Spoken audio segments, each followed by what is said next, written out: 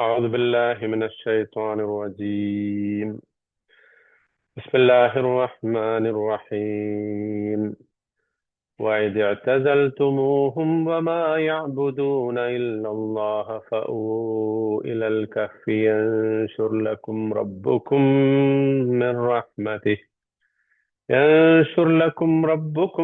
رحمته ويهيئ لكم من أمركم مرفقا.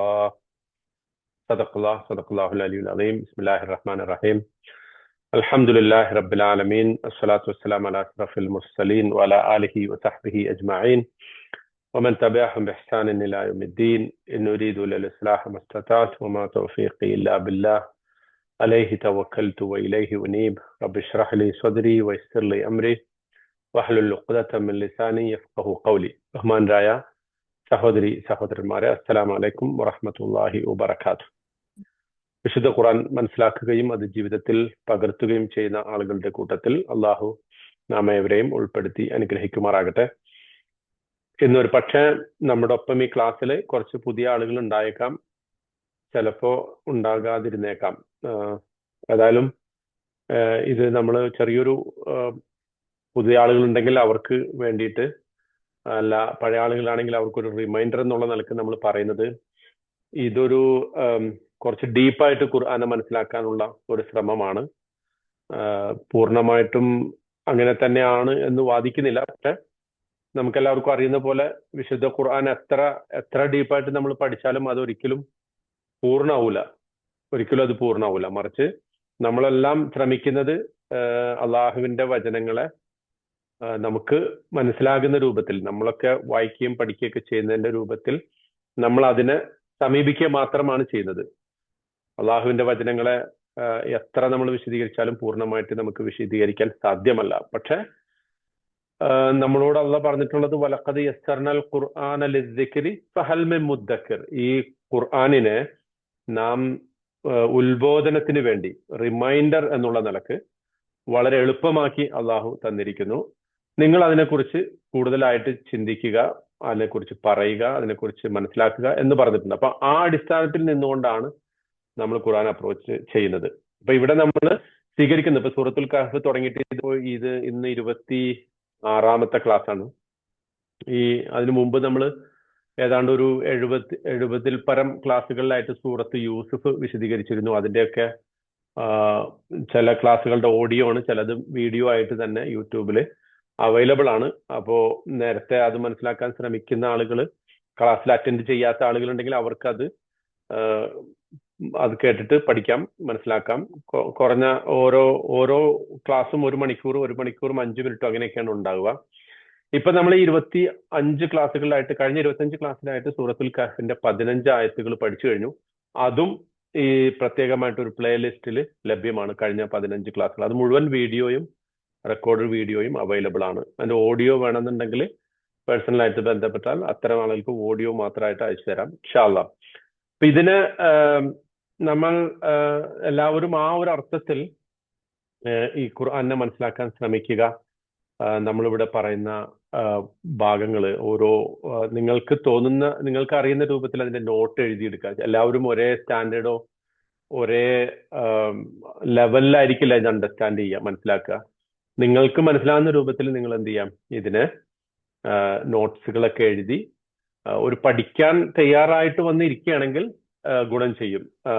നമ്മൾ ഒരു ലിഷറായിട്ട് ഏതോ ഒരു സ്പീച്ചൊക്കെ കേൾക്കുന്നത് പോലെ മടിയോടുകൂടിയൊക്കെ ഇരുന്നാണ് കേൾക്കണമെങ്കിൽ അത്രയേ നമുക്കത് ഉൾക്കൊള്ളാനാവുള്ളൂ. നമ്മൾ ഓരോന്നിനും എത്ര പ്രാധാന്യം കൊടുക്കുന്നോ അതിനനുസരിച്ചാണ് നമുക്ക് അതിന്ന് കിട്ടുക.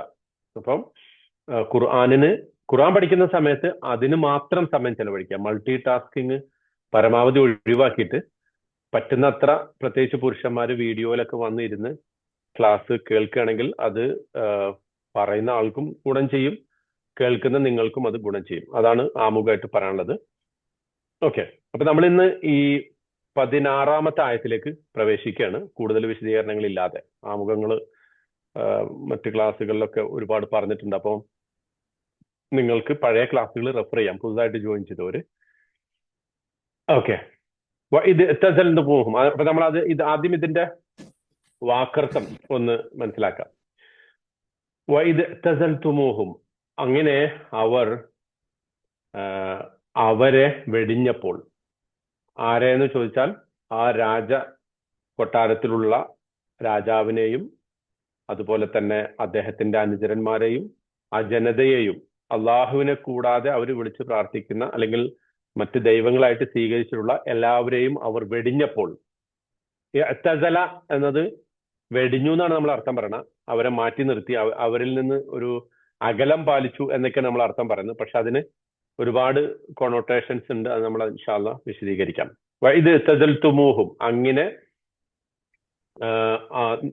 പിന്നെ നിങ്ങൾ എന്നാണ് ശരിക്കും അർത്ഥം പറയുന്നത്. നിങ്ങൾ അവരെ വെടിഞ്ഞപ്പോൾ, നിങ്ങൾ അവരിൽ നിന്ന് ഒരകലം പാലിച്ചപ്പോൾ. വമാ യഅ്ബുദൂന ഇല്ലല്ലാഹ്, അള്ളാഹുവിനെ കൂടാതെ അവർ വിളിച്ച് അല്ലെങ്കിൽ അവർ ഇബാദത്ത് ചെയ്യുന്ന, അള്ളാഹുവിനെ കൂടാതെ അവർ വിധേയപ്പെട്ട് ജീവിക്കുന്ന അത്തരം ആളുകളെയും അത്തരം സംഗതികളെയും അവർ വെടിഞ്ഞപ്പോൾ, അവരെയും അള്ളാഹുവിനെ കൂടാതെ അവർ ഇബാദത്തെടുക്കുന്ന, അവർ ആരാധിക്കുന്ന മറ്റു സംഗതികളെയും എന്ന് നമ്മൾ സാമാന്യമായിട്ട് അർത്ഥം പറയുന്നത്. പക്ഷെ വമായ അബുദൂന എന്നുള്ളതിന് ചുരുങ്ങിയതൊരു മൂന്ന് രൂപത്തിൽ അർത്ഥം പറയാമെന്ന് പണ്ഡിതന്മാർ പറഞ്ഞിട്ടുണ്ട്. നമ്മൾ വിശദീകരിക്കാം. ഇപ്പൊ നമ്മൾ തൽക്കാലം വാക്കർത്തായിട്ട് അങ്ങനെയാണ് പറയുന്നത്. എന്ന് പറഞ്ഞാൽ നിങ്ങൾ, അതായത് ഗുഹാവാസികളോട് അള്ളാഹു പറയാണ്, നിങ്ങൾ അവരെയും അവർ വിളിച്ച് പ്രാർത്ഥിക്കുന്ന, അവർ ഇബാദത്ത് ചെയ്യുന്നവരെയും മാറ്റി നിർത്തിയപ്പോൾ, അവരിൽ നിന്ന് അകലം പാലിക്കാൻ നിങ്ങൾ തീരുമാനിച്ചപ്പോ ഫഅ്വൂ, അവരോട് പറയപ്പെട്ടു. ഫഅ്വൂ, നിങ്ങളോട് അല്ലെങ്കിൽ നിങ്ങളോട് പറയപ്പെട്ടു. ഫഅ്വൂ, നിങ്ങൾ അഭയം തേടണം. ആവാ യുവി എന്നുള്ളതിൽ നിന്നാണ് ഫഅ്വൂ, അതിന്റെ അമ്ര ഫോമാണ്. നിങ്ങൾ അഭയം തേടണം. ഇലൽ കഹ്ഫ്, ആ പ്രത്യേക ഗുഹയിലേക്ക് നിങ്ങൾ അഭയം തേടണം.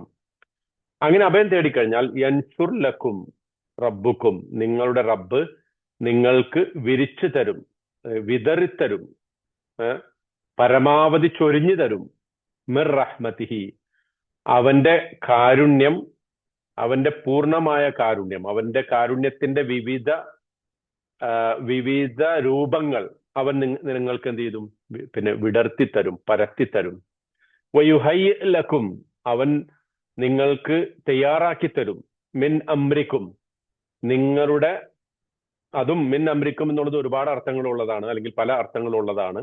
മിൻ അംരിക്കും എന്ന് നമ്മൾ ചുരുക്കി പറഞ്ഞാൽ നിങ്ങളുടെ തീരുമാനത്തിന്റെ ഫലമായി എന്നിപ്പോ നമുക്ക് അർത്ഥം പറയാം. നിങ്ങളുടെ തീരുമാനത്തിന്റെ, നിങ്ങൾ ഈ കാര്യം തീരുമാനിച്ചതിന്റെ പേരിൽ അള്ളാഹു നിങ്ങൾക്ക് ഒരുക്കിത്തരും മിർഫഖൻ. ഒരു മിർഫഖ് എന്ന് പറഞ്ഞാൽ ശരിക്കും റഫഖ യുറാഫിഖു അല്ലെങ്കിൽ യർഫഖു എന്ന് പറഞ്ഞാൽ ഒരു റിലാക്സേഷൻ ഉള്ള ഒരവസ്ഥ, നമ്മൾക്ക് എല്ലാറ്റിൽ നിന്നും മാറിയിട്ട് ഒരു ആശ്വാസത്തിന്റെ അവസ്ഥ അവൻ നിങ്ങൾക്ക് ഒരുക്കി തരും. ചുരുക്കി പറഞ്ഞ ആ വാചകത്തിന്റെ ഒറ്റ വാചകത്തിൽ അത് അർത്ഥം പറഞ്ഞാൽ, അങ്ങനെ നിങ്ങൾ അവരെയും അവർ ആരാധിക്കുന്നവയെയും വെടിഞ്ഞപ്പോ നിങ്ങളോട് പറഞ്ഞു അള്ളാഹു. എന്താ പറഞ്ഞത്? നിങ്ങൾ ആ ഗുഹയിലേക്ക്, അല്ലെങ്കിൽ അവർ പരസ്പരം പറഞ്ഞു എന്നും ആകാം. അവർ പരസ്പരം പറഞ്ഞു എന്ത്? നിങ്ങൾ ആ കഹ്ഫിലേക്ക്, ആ ഗുഹയിലേക്ക് അഭയം തേടുക.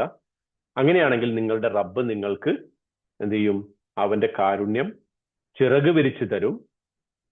നിങ്ങളുടെ ഈ തീരുമാനത്തിന്റെ ഫലമായിട്ട് നിങ്ങൾക്ക് ഒരു ആശ്വാസം അവൻ പ്രദാനം ചെയ്യുകയും ചെയ്യും. ഇത് അവർ പരസ്പരം പറഞ്ഞതാണ്. ഇടയ്ക്ക് അള്ളാഹുവിന്റെ വചനമുണ്ട് എന്നൊക്കെ വിശദീകരണമുണ്ട്. നമുക്ക് അതിന്റെ വിശദീകരണത്തിലേക്ക് പൂർണ്ണമായിട്ട് കടക്കാം.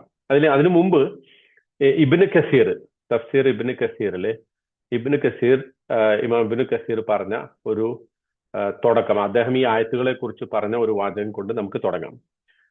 അതായത് അദ്ദേഹം പറയുന്നത്, ഈ ഗുഹാവാസികള് രാജാവിന്റെ അടുത്ത് വന്നപ്പോ, എന്നിട്ട് ആ രാജാവിനെ അവർ ക്ഷണിച്ചു, അള്ളാഹുവിൽ വിശ്വസിക്കാൻ വേണ്ടി ക്ഷണിച്ചു. അതാണല്ലോ കഴിഞ്ഞ ക്ലാസ്സിൽ നമ്മൾ പഠിച്ചത്, അല്ലെ? ഞങ്ങള് പിന്നെ റബ്ബുന റബ്ബുസ് സമാവാതി വൽ അർദ് ലൻ നദ്ഉവ മിൻ ദൂനിഹി ഇലാഹൻ ലഖദ് ഖുൽനാ ഇദൻ ശതത. അതാണ് കഴിഞ്ഞ ക്ലാസ്സിൽ നമ്മൾ പഠിച്ചത്. ഞങ്ങള് ആകാശഭൂമികളുടെ റബ്ബായ ഞങ്ങളുടെ റബ്ബ് ആകാശഭൂമികളുടെയും റബ്ബാണ്. അവനെ കൂടാതെ മറ്റൊരു ഇലാഹിനെയും ഞങ്ങൾ വിളിച്ച് പ്രാർത്ഥിക്കുകയില്ല. അങ്ങനെ ചെയ്താൽ ഞങ്ങൾ വലിയ അക്രമമാണ് പറഞ്ഞിട്ടുള്ളത്, അക്രമത്തിന്റെ വചനം അല്ലെങ്കിൽ വലിയ അബദ്ധത്തിന്റെ വചനമാണ് ഞങ്ങൾ പറഞ്ഞിട്ടുള്ളത് എന്നാണ് അവർ പറഞ്ഞത്. അപ്പൊ ഈ രാജാവിനെയും ആ ജനതയെയും അള്ളാഹുവിൽ വിശ്വസിക്കാൻ വേണ്ടി അവർ ക്ഷണിച്ചപ്പോ ഈ രാജാവ് എന്ത് ചെയ്തു? അവരെ തിരസ്കരിച്ചു, അവരെ തള്ളിക്കളഞ്ഞു. എന്നിട്ട് അവരെ ഭീഷണിപ്പെടുത്തി എന്താണ്? അവരുടെ വസ്ത്രമൊക്കെ അഴിച്ചിട്ട് അവരെ പൂർണ്ണമായിട്ടും ജയിലിലടക്കും. അതായത് വസ്ത്രം അഴിക്കുക എന്നുള്ളത് ഒരു പോയിന്റ് ആയിട്ട് വരണം. എന്തുകൊണ്ടാന്ന് വെച്ചാൽ അവരൊരു എലീറ്റ് ഫാമിലിയിൽ പെട്ട ആളുകളാണ്. എന്ന് പറഞ്ഞാൽ വളരെ കുലീനമായ ഒരു കുടുംബത്തിൽപ്പെട്ട ആളുകളാണ് ഈ ആളുകൾ. അതൊരു ക്രിസ്ത്യൻ അക്കൗണ്ട് ആണ് ആ പറഞ്ഞത്. അപ്പൊ ആ ക്രിസ്ത്യൻ അക്കൗണ്ടിൽ നിന്നാണ് ഇമാം ഇബ്നു കസീർ അങ്ങനെ പറഞ്ഞിട്ടുള്ളത് കേട്ടാ. അപ്പൊ അദ്ദേഹത്തിന്റെ ആ ഒരു വിശദീകരണം ഞാനിവിടെ നമ്മുടെ ചർച്ചയ്ക്ക് വേണ്ടി, നമുക്ക് പഠിക്കാൻ വേണ്ടി ഒരു ആമുഖം എന്നുള്ള നിലക്ക് വെക്കുകയാണ്. പക്ഷെ അത് അങ്ങനെ തന്നെ പൂർണ്ണമായിട്ട് നമുക്ക് ഉൾക്കൊള്ളാൻ സാധിക്കില്ല. നമ്മൾ ഖുർആന്റെ വിശദീകരണം എടുത്താൽ മതിയാകും കേട്ടാ. എന്നിട്ട് അദ്ദേഹം പറഞ്ഞു, ഇബ്നു കസീർ പറയുന്നത്, രാജാവ് അവർക്ക് സമയം കൊടുത്തു, റീതിങ്ക് ചെയ്യാൻ സമയം കൊടുത്തു. ഒരിക്കൽ കൂടി ഈ പറയപ്പെട്ട സംഗതികൾ, അവർ വിശ്വസിച്ച അള്ളാഹുവിന്റെ കാര്യങ്ങളിലൊക്കെ ഒരു പുനരാലോചന നടത്താൻ അവർക്ക് സമയം കൊടുത്തു. എന്തിനാണ് ആ സമയം കൊടുക്കുന്നത്? അവര് അഥവാ തിരിച്ചു വന്നാലോ എന്ന നിലക്ക് അവർക്ക് ആലോചിക്കാനും രണ്ടാമതൊരു തീരുമാനം എടുക്കാനൊക്കെ ഉള്ള ഒരു സമയം കൊടുത്തു എന്നുള്ളതാണ്. പക്ഷെ അത് അത്രത്തോളം ഒരു പിന്നെ നമുക്ക് ഉണ്ടല്ലോ അങ്ങനെ ഉൾക്കൊള്ളാൻ പറ്റാത്തൊരു വിശദീകരണമാണ് അത് ശരിക്കും. കാരണം അത് ഞാൻ നേരത്തെ പറഞ്ഞ പോലെ ഒരു ക്രിസ്ത്യൻ അക്കൗണ്ടിൽ നിന്നാണ്, അല്ലെങ്കിൽ ക്രിസ്ത്യൻ വിശദീകരണത്തിൽ നിന്നാണ്, ഈ സ്റ്റോറിയുടെ ഒരു ക്രിസ്ത്യൻ വേർഷനിൽ നിന്നാണ് ആ ഒരു വിശദീകരണം ഇമാം ഇബ്നു കസീർ അവലംബിച്ചത് എന്ന് കാണാൻ സാധിക്കും. അതുകൊണ്ട് തന്നെ അത് അത്ര ഒരു കൺവിൻസിങ് ആയിട്ടുള്ള ആർഗ്യുമെന്റ് അല്ല. കാരണം അത് നമ്മൾ കൺവിൻസിങ് ആയിട്ടുള്ള ആർഗ്യുമെന്റ് അല്ല എന്ന് പറയാൻ കാരണം, ഇവർ ഉപയോഗിച്ച പദം, ഈ രാജാവിനെയും ജനതയെയും അള്ളാഹുവിലേക്ക് ക്ഷണിക്കാൻ ഇവർ ഉപയോഗിച്ച പദം വളരെ കടുത്ത പദമാണ്, അല്ലെ? ലൻ നദ്ഉവ മിൻ ദൂനില്ലാഹി ഇലാഹൻ ലഖദ് ഖുൽനാ ഇദൻ ശതത ഹൗലാഇ ഖൗമുൻ അത്തഖദു മിൻ ദൂനിഹി ആലിഹ.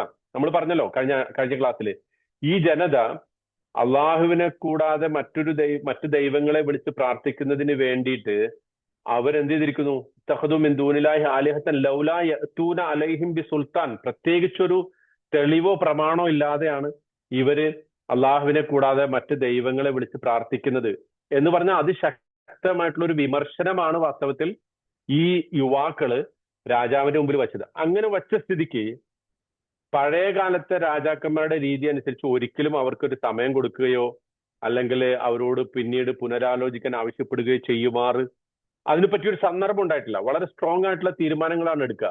നിങ്ങളെ കൊല്ലും, നിങ്ങളെ ജയിലിലടക്കും, നിങ്ങളെ ശിക്ഷിക്കും എന്ന തരത്തിലുള്ള ഒരൊറ്റ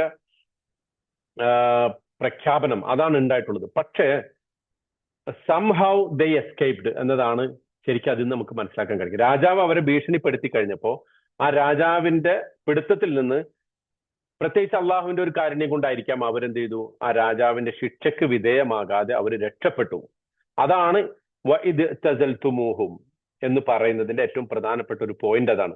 ഇവരിൽ നിന്ന് നിങ്ങൾ now that you have kept away from these people, നിങ്ങൾ എങ്ങനെയോ ഏതോ കാരണത്താൽ അല്ലെങ്കിൽ എന്തോ ഒരു അള്ളാഹുവിന്റെ കുദ്റത്താൽ നിങ്ങൾ ഈ ജയിലിൽ നിന്ന് അല്ലെങ്കിൽ രാജാവിന്റെ ശിക്ഷയിൽ നിന്ന് നിങ്ങൾ മാറി നടന്നു. അതിങ്ങനെ മാറി നടക്കാൻ നിങ്ങൾക്ക് സാധിച്ചു എന്നതായിരിക്കണം അതിന്റെ കറക്റ്റ് ആയിട്ടുള്ള ഒരു വിശദീകരണം. അല്ലാതെ രാജാവ് അവർക്ക് ചിന്തിക്കാൻ സമയം കൊടുത്തപ്പോൾ അവർ മാറിപ്പോയതല്ല. കാരണം അങ്ങനെ വിശ്വസിക്കാൻ പറ്റുന്ന തെളിവുകളില്ല എന്ന് മാത്രമല്ല, അവരുടെ വാചകം, അവർ ഉപയോഗിച്ച വാചകത്തിന്റെ ശൈലി വെച്ച് നോക്കുമ്പോൾ രാജാവ് അങ്ങനെ ചെയ്തിരിക്കാൻ ഒരു സാധ്യതയില്ല എന്നുള്ളതാണ്. എനിവേ, അത് നമുക്ക് ഖുർആന്റെ വചനങ്ങളെ ഫേസ് വാല്യൂവിന് എടുത്താൽ മതി.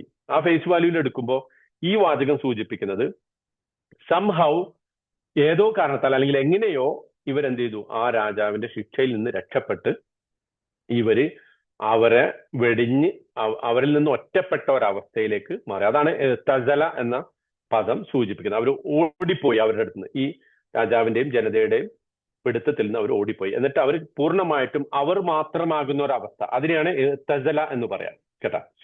തസല. അപ്പൊ ഇവിടെ ഒരു പ്രധാനപ്പെട്ട ഒരു ചോദ്യം വരിക, എന്താണ് ഇപ്പൊ ഈ വഇദ് തസൽതുമൂഹും എന്ന ഒരു ഇത് വരുന്നില്ലേ? കാരണം ആ നേരത്തെ പറഞ്ഞ വാചകത്തിൽ നിന്ന് വളരെ പെട്ടെന്നുള്ള ഒരു ട്രാൻസിഷൻ ആണ് ഈ വാചകം. ഖുർആനില് അങ്ങനെ ചില നമുക്ക് കാണാൻ സാധിക്കും. അത് എങ്ങനെയാ വെച്ചാല്, ഒരു ഒരു വാചകം പറഞ്ഞു, ഒരു സ്റ്റേജിൽ ഒരു സീൻ പറഞ്ഞിട്ട് അടുത്ത സീനിലേക്ക് പെട്ടെന്ന് പോകും.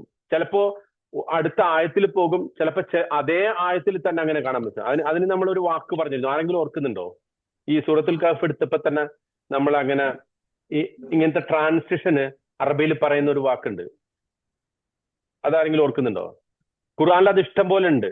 അതായത് ഒരു കഥ പറയുമ്പോ അല്ലെങ്കിൽ ഒരു ചരിത്രം പറയുമ്പോ ഒരു സംഗതിയിൽ നിന്ന് മറ്റൊരു സംഗതിയിലേക്ക് പെട്ടെന്ന് മാറിപ്പോകുന്ന ട്രാൻസിഷൻ, ആ ട്രാൻസിഷന് പറയുന്ന വാക്ക് നിങ്ങൾ ഇവിടെ തന്നെ ആണോ എന്ന് അറിയാൻ വേണ്ടിയിട്ടാണ് കേട്ടോ. ഇൽത്തിഫാഫ് എന്ന് കേട്ടിട്ടുണ്ടോ? ഇൽത്തിഫാഫ് ഓർക്കണ്ടോ? എവിടെ ഓർക്കാനല്ലേ? അതാണ് നോട്ട് എഴുതണോന്ന് പറഞ്ഞു. പറഞ്ഞത് ഓർക്കുന്നുണ്ട്. അതിനാണ് മുമ്പ് പറഞ്ഞിട്ടുണ്ട്. അതെ, അതായത് ഖുർആനിൽ ഇൽത്തിഫാഫുകൾ ധാരാളം ഉണ്ട്. ഈ ഇൽത്തിഫാഫും എവിടെയാണ് ആ ഇൽത്തിഫാഫ് വരുന്നതെന്ന് മനസ്സിലാക്കുന്നിടത്താണ് നമ്മൾ അതിന്റെ അർത്ഥത്തെ ശരിക്ക് ക്യാപ്ചർ ചെയ്യുക. എന്താണ് ഇൽത്തിഫാഫ് എന്ന് പറഞ്ഞാല്? ഒരു പെട്ടെന്ന് മനസ്സിലാക്കാൻ പറ്റുന്ന ഒരു വാക്ക് എന്താ ഇൽത്തിഫാഫിന്റെ? ട്രാൻസിഷൻ.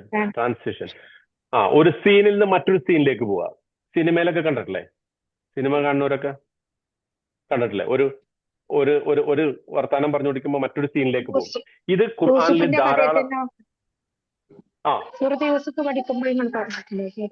പറഞ്ഞിട്ടുണ്ട്. പിന്നെ ഞാൻ ഇതിന് ഇൽത്തിഫാഫിന്റെ ഏറ്റവും വ്യക്തമായ ഒരു ഉദാഹരണം പറഞ്ഞിട്ട്, അള്ളാഹു തൂർ സീനയിൽ വെച്ചിട്ട് മൂസാ നബിനോട് സംസാരിക്കുന്നു. ആ സംസാരിച്ച് പിറ്റത്തെ ആയത്തിൽ പറയണ എന്താ? ഫിറൗനോട് സംസാരിക്കുന്നതാണ്.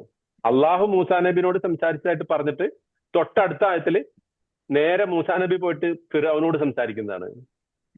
മനസ്സിലാകുന്നുണ്ടോ? അങ്ങനത്തെ ഒരുപാട് ഉദാഹരണങ്ങൾ ഖുർആനിൽ കിട്ടും. അപ്പൊ ഇവിടെ ഇത്തരം ഒരു ഇൽത്തിഫാഫാണുള്ളത്. ആ ഇൽത്തിഫാഫിന്റെ പ്രത്യേകത എന്താ? ഇതിനു മുമ്പ് അവർ രാജാവിന്റെ കൊട്ടാരത്തിലായിരുന്നു. രാജാവിന്റെ കൊട്ടാരത്തിൽ രാജാവിനോട് ഈ ദീനിനെ കുറിച്ച് പറഞ്ഞുകൊണ്ടിരിക്കണം അല്ലെ? അവർ വിശ്വസിച്ച അള്ളാഹുവിനെ കുറിച്ച് പറഞ്ഞുകൊണ്ടിരിക്കുകയാണ്. പക്ഷെ ഇപ്പൊ അവർ പറയുന്നത് എന്താ? അങ്ങനെ ഏതായാലും നിങ്ങൾ അവരെ വെടിഞ്ഞപ്പോൾ അപ്പൊ ഈ നിങ്ങൾ എന്നത് ആരോട് പറഞ്ഞു? അതൊരു ചോദ്യമാണ്. ആ ചോദ്യത്തിന് ഉത്തരം കണ്ടെത്താനാണ് നമ്മൾ ശ്രമിക്കുന്നത്. ഇതാരാണ് ശരിക്കും വാസ്തവത്തിൽ നിങ്ങൾ എന്ന് അവരോട് പറഞ്ഞത് ആരാണ്? കേട്ടാ, അതൊരു ചോദ്യമായിട്ട് നമ്മുടെ മുന്നിൽ നിൽക്കും. അതിനെക്കുറിച്ചാണ് നമ്മൾ പറയാൻ പോകുന്നത്. ഓക്കെ, അതിനു മുമ്പ് നൗ ദാറ്റ് ഇത് അല്ലെ വാ എന്നുള്ളതിനെ കുറിച്ച് പറഞ്ഞ വാവുൽ ഇസ്തിനാഫ് എന്നാ പറയാം. വാവുൽ ഇസ്തിനാഫ്, അതായത് നമ്മൾ പറയില്ലേ ഇൻ ദ മീൻ ടൈം, അതായത് അങ്ങനെ ഒരു സംഭവം നടന്നു, അതേ സമയം എന്ന് നമ്മൾ പറയുമല്ലോ, അതേ സമയം. ആ ഒരു ഇസ്തിനാഫിനെ കുറിച്ചാണ് ഒരു സെന്റൻസിന്റെ ഈ പറഞ്ഞ ഇൽത്തിഫാഫിൽ ഏറ്റവും കൂടുതൽ ഉപയോഗിക്കുന്ന ഒരു ഹർഫായിരിക്കും വാവുൽ ഇസ്തിനാഫ്. ഇസ്തിനാഫ് എന്ന് പറഞ്ഞാൽ റിസംഷൻ, പുനരാരംഭിക്കുക എന്നർത്ഥം കേട്ടാ. അപ്പം ഈ സ്റ്റോറിയുടെ മറ്റൊരു രംഗം ഇവിടെ വീണ്ടും ആരംഭിക്കുകയാണ്. അതുകൊണ്ടാണ് അതിനെ വാവുൽ ഇസ്തിനാഫ് എന്ന് പറയുന്നത്. ഓക്കെ, അത് അത്ര കഠിനമായിട്ടുള്ള ഒരു സംഗതിയൊന്നുമല്ല. നിങ്ങൾ ക്ലിയർ ആവുന്നില്ല? ആരോ ചോദിക്കാൻ വന്നോ? ഓക്കെ, പറഞ്ഞുകൊണ്ടിരിക്കുന്നവർക്ക് സംശയം ഉണ്ടെങ്കിൽ നിങ്ങൾ ഹാൻഡ് റൈസ് ചെയ്താൽ മതി കേട്ടോ. അപ്പൊ ഞാൻ നിർത്താം. ഒന്ന് ഹാൻഡ് റൈസ് ചെയ്താൽ മതി. സംസാരിച്ചുകൊണ്ടിരിക്കുന്നവരുടെ സംശയങ്ങൾ വരികയാണെങ്കിൽ ഹാൻഡ് റൈസ് ചെയ്താൽ മതി. അറിയാലോ അല്ലെ? എല്ലാവർക്കും ഈ സൂം ഉപയോഗിക്കുമ്പോൾ ഹാൻഡ് റൈസ് ചെയ്യേണ്ട എങ്ങനെയാണെന്ന് അറിയാലോ അല്ലെ? പിന്നെ അല്ലെങ്കിൽ ചാറ്റിൽ പറഞ്ഞാലും മതി. ഓക്കെ, അതും ഇവിടെ വായിക്കാൻ പറ്റും. So that's okay. നിങ്ങൾക്ക് ഞാൻ പറയുന്ന ഏതെങ്കിലും ഒരു കൺസെപ്റ്റ് മനസ്സിലായിട്ടില്ലെങ്കിൽ അപ്പോ ഹാൻഡ് റൈസ് ചെയ്യുകയോ അല്ലെങ്കിൽ അൺമ്യൂട്ട് ചെയ്തിട്ട് സംസാരിക്കുകയോ ചെയ്തോളൂ കേട്ടോ, കുഴപ്പമില്ല. ഫൈൻ. അപ്പോ വാവ് എന്ന് പറഞ്ഞാൽ അതാണ് വാവ്, ഒരു പിന്നെ ഇസ്തിനാഫിന്റെ ആണ്. ഇത് എന്ന് നമ്മൾ പല പ്രാവശ്യം പറഞ്ഞിട്ടുണ്ട്. എന്താണ് ഇതിന്റെ ഒരു ഉദ്ദേശം? വെൻ എന്നൊക്കെ നമ്മൾ സാധാരണ പറയാറുണ്ട്. പക്ഷെ ഇവിടെ ഉദ്ദേശിക്കുന്നത് whereas now that you have gotten away from them. now ഇപ്പോൾ ഇതാ നിങ്ങൾ അവരിൽ നിന്ന് പൂർണ്ണമായിട്ടും വിട്ടുനിന്ന് കഴിഞ്ഞപ്പോൾ, അതാണ് അതിന്റെ അർത്ഥം. ഇത് തസൽതുമൂഹും, നിങ്ങൾ അവരെ പൂർണ്ണമായും ഉപേക്ഷിച്ച് അല്ലെങ്കിൽ അവരിൽ നിന്ന് പൂർണ്ണമായും അകന്നു കഴിഞ്ഞപ്പോൾ എന്നതാണ് ഇതിന്റെ ഉദ്ദേശം. Now that you have done this, ഇപ്പോൾ ഇതാ നിങ്ങൾ അത് പൂർത്തിയാക്കി കഴിഞ്ഞു എന്ന അർത്ഥത്തിലാണ് അത് വരിക കേട്ടോ. അപ്പോ ഇവിടെ അവരോട് പറയാണ്, അല്ലെങ്കിൽ അവർ പരസ്പരം പറയാണ് എന്നുള്ളതാണ് ഏറ്റവും പ്രധാനപ്പെട്ട ഒരു വാക്ക്. അതിനു മുമ്പ് ഈ തസലയുടെ അർത്ഥം നമുക്ക് പഠിക്കാം. അൽ ഉസ്ൽ എന്ന് പറഞ്ഞാല് തൻഹിയ എന്നാണ് അർത്ഥം. ഇപ്പൊ ഉറുദുല് തൻഹ എന്ന് പറയുമല്ലോ. ഉറുദുല് എന്താ തൻഹയുടെ അർത്ഥം?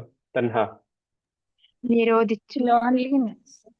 അല്ല, ലോൺലി. അതെ, ഏകാന്തമായി. തൻഹ ആപ് തൻഹ കരേക, താങ്കൾ അത് ഒറ്റക്ക് ചെയ്യോ എന്നുള്ള അർത്ഥത്തില് പറയുന്ന വാക്കാണ് തൻഹ. തൻഹായി. എങ്ങനെ?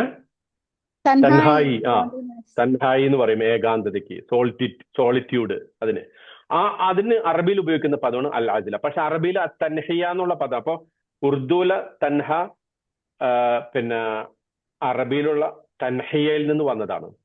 പിന്നെ ഇവിടെ മുസ്ലിനാണെന്ന് തോന്നുന്നു, പറഞ്ഞില്ലേ തൻഹ നിരോധിച്ചു. അത് തൻഹ ഹായാണ് കേട്ടോ, കെട്ടുള്ള ഹായാണ്. ഇത് Okay. തൻഹിയ, ഹ ആണത്, തൻഹിയ. ഓക്കെ, അതിൽ നിന്നാണ് ഉറുദുവില് തൻഹ വരുന്നത്. ഓക്കെ, തൻഹാനിൽ മുൻകർ നഹി.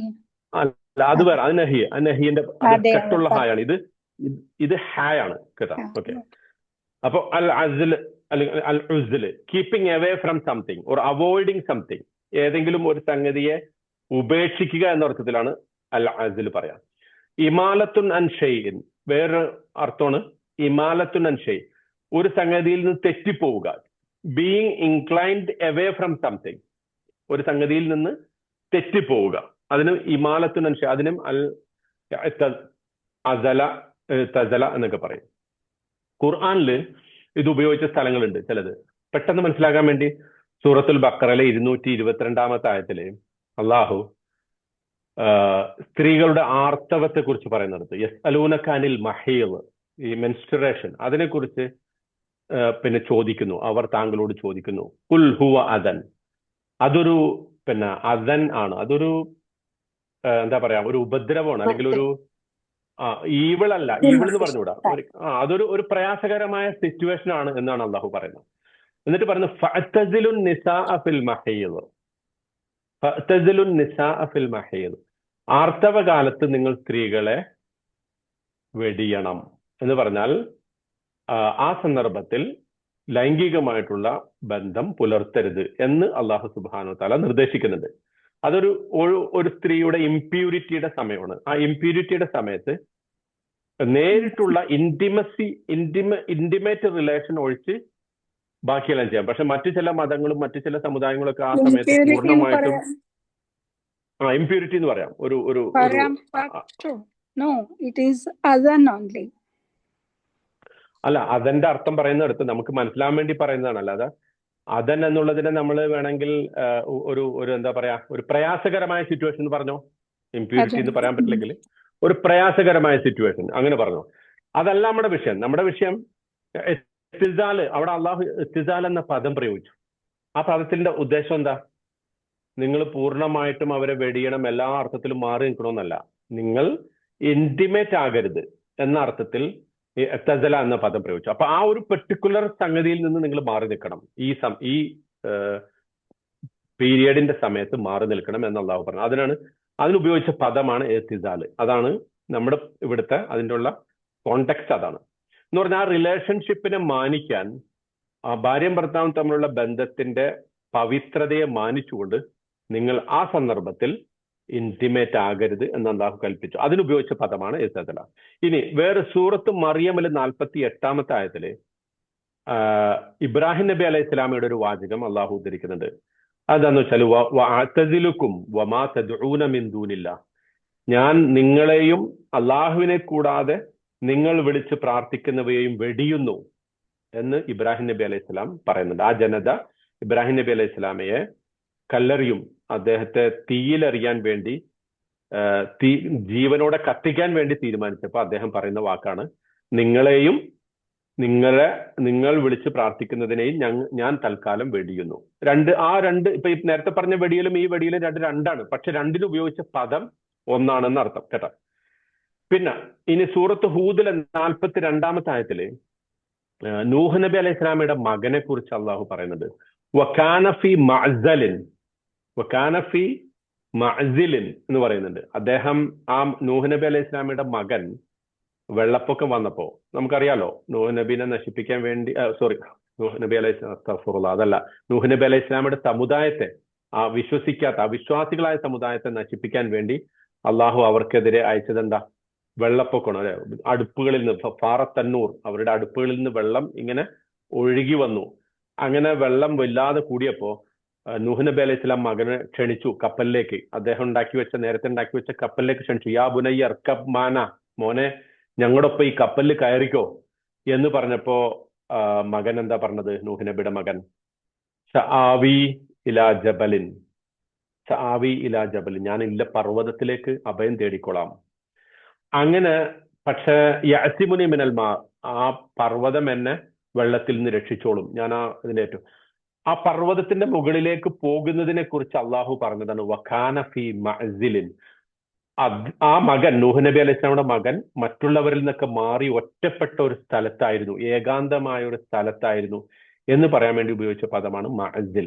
അതും ഈ അസല എന്ന പദത്തിന്റെ ലർഫ് മക്കാനാണ്. ലർഫ് മക്കാൻ എന്ന് പറഞ്ഞാൽ ആ പ്രവൃത്തി ചെയ്യുന്ന സ്ഥലം അല്ലെങ്കിൽ ആ പ്രവൃത്തിയിലായിരിക്കുന്ന സ്ഥലത്തെ കുറിക്കാൻ വേണ്ടിയിട്ട് പറയുന്ന സംഗതിയാണ് കേട്ടോ. ഓക്കെ, അതും അങ്ങനെ വന്നിട്ടുണ്ട്, ഒരു പർവ്വതത്തിൽ ഒറ്റപ്പെട്ട ഒരു സ്ഥലം എന്ന അർത്ഥത്തിൽ പറഞ്ഞിട്ടുണ്ട്. ഇനി ഇതൊക്കെ അതിന്റെ വാക്ക് യഥാർത്ഥ രൂപത്തിൽ ഉപയോഗിച്ച പദമാണ്. ഇനി അതിന്റെ ഫിഗറേറ്റീവ്, ആലങ്കാരികമായി അത് പ്രയോഗിക്കാൻ അറബി ഭാഷയിൽ അൽ അഅ്സൽ എന്ന് പറയും.